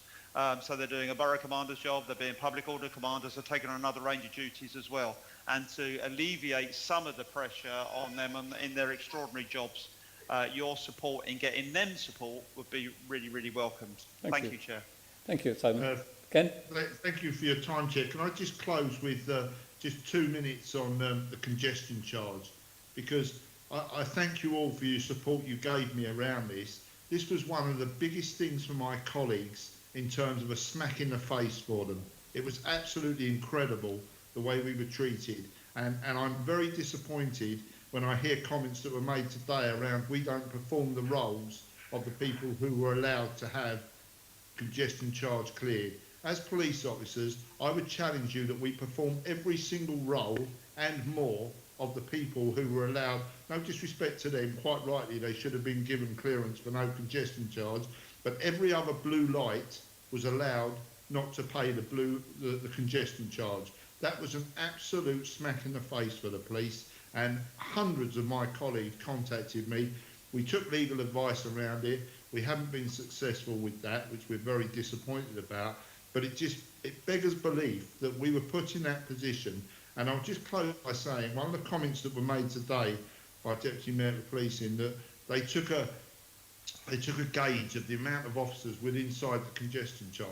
If that's your caveat for deciding how much it would cost, that's absolutely absurd. I was never asked once what my views were about how many officers, because I could have gladly shared that with them, and it was a fraction of what they were talking about, an absolute fraction. I'm talking about 20%. You know, and for my colleagues to then have to increase the hourage, increase the days, so it's 7 days a week, so they capture every shift of my officers coming in and out of London, I just find very unfair and very hurtful towards my colleagues. Thank you. Could I just add my weight to what Ken has said there? Totally support that. I also just want to use the word love. Love is an old-fashioned concept, but every time my officers don't get something that will make them feel valued and loved, you see the look in their eye that, okay, that's what they think about us. That's what they think about us. And as Ken said, we're doing everything everyone else is doing, and often doing it when they can't, because we're the service that can never say no. We're the service that will always turn out and do it. And that would have been a huge pat on the back for officers to say, you know what, you're really valued in London and you're loved by those that have the power to do these things to you, instead of it would have cost too much money. I've just seen Andrew. Thank you, Simon. Andrew. Yeah, well, it's just to follow up with Ken. You heard me ask Sophie earlier on about what the likely cost would be, and you know, I understand all the matters of principle on both sides, but the important thing is, and that in the end, you know, what's the bottom line likely to be, which helps the argument. You said you could actually calculate what it would cost to provide that benefit for your officers. I mean, Sophie said how many people there were, but she had no idea who came in by car or not, and I suspect a lot of your officers will use public transport anyway. Is it possible for you to let us know how many officers do drive into central London within the zone? We know for example, there are 3 fire stations, so we can calculate what it costs the fire brigade. But it would be useful to have similar numbers for the police, and that would help us argue the case. If it's not very much, we're arguing about peanuts. What's the big deal? And Andrew, thank you for your question. And absolutely, it's a very easy piece of work for us because the vast majority use the underground because there's nowhere to park their vehicles to begin with. So they wouldn't be bringing a vehicle in. And also, I can do a quick survey with all my colleagues who are within the congestion charge area, and I can find out immediately. I was never asked the question around cost requirement in terms of where we were, and that was the bit that disappointed me because I think you'll find it's a fraction of what was being talked about because I think the appetite was never there to let us have it. So yeah, I'll gladly come back to you. If you drop me an email, I'll come back to you with anything you want in terms of stats and facts. Okay, well, if you let the committee secretariat know that, then we can let everybody else know. And I think the thing to bear in mind also is that some people on night shift may be caught twice. And I think that's particularly serious. You know, you get caught going in and then you have to pay again when you're going home, which is definitely unfair. Okay, thank you, Andrew. Thank you.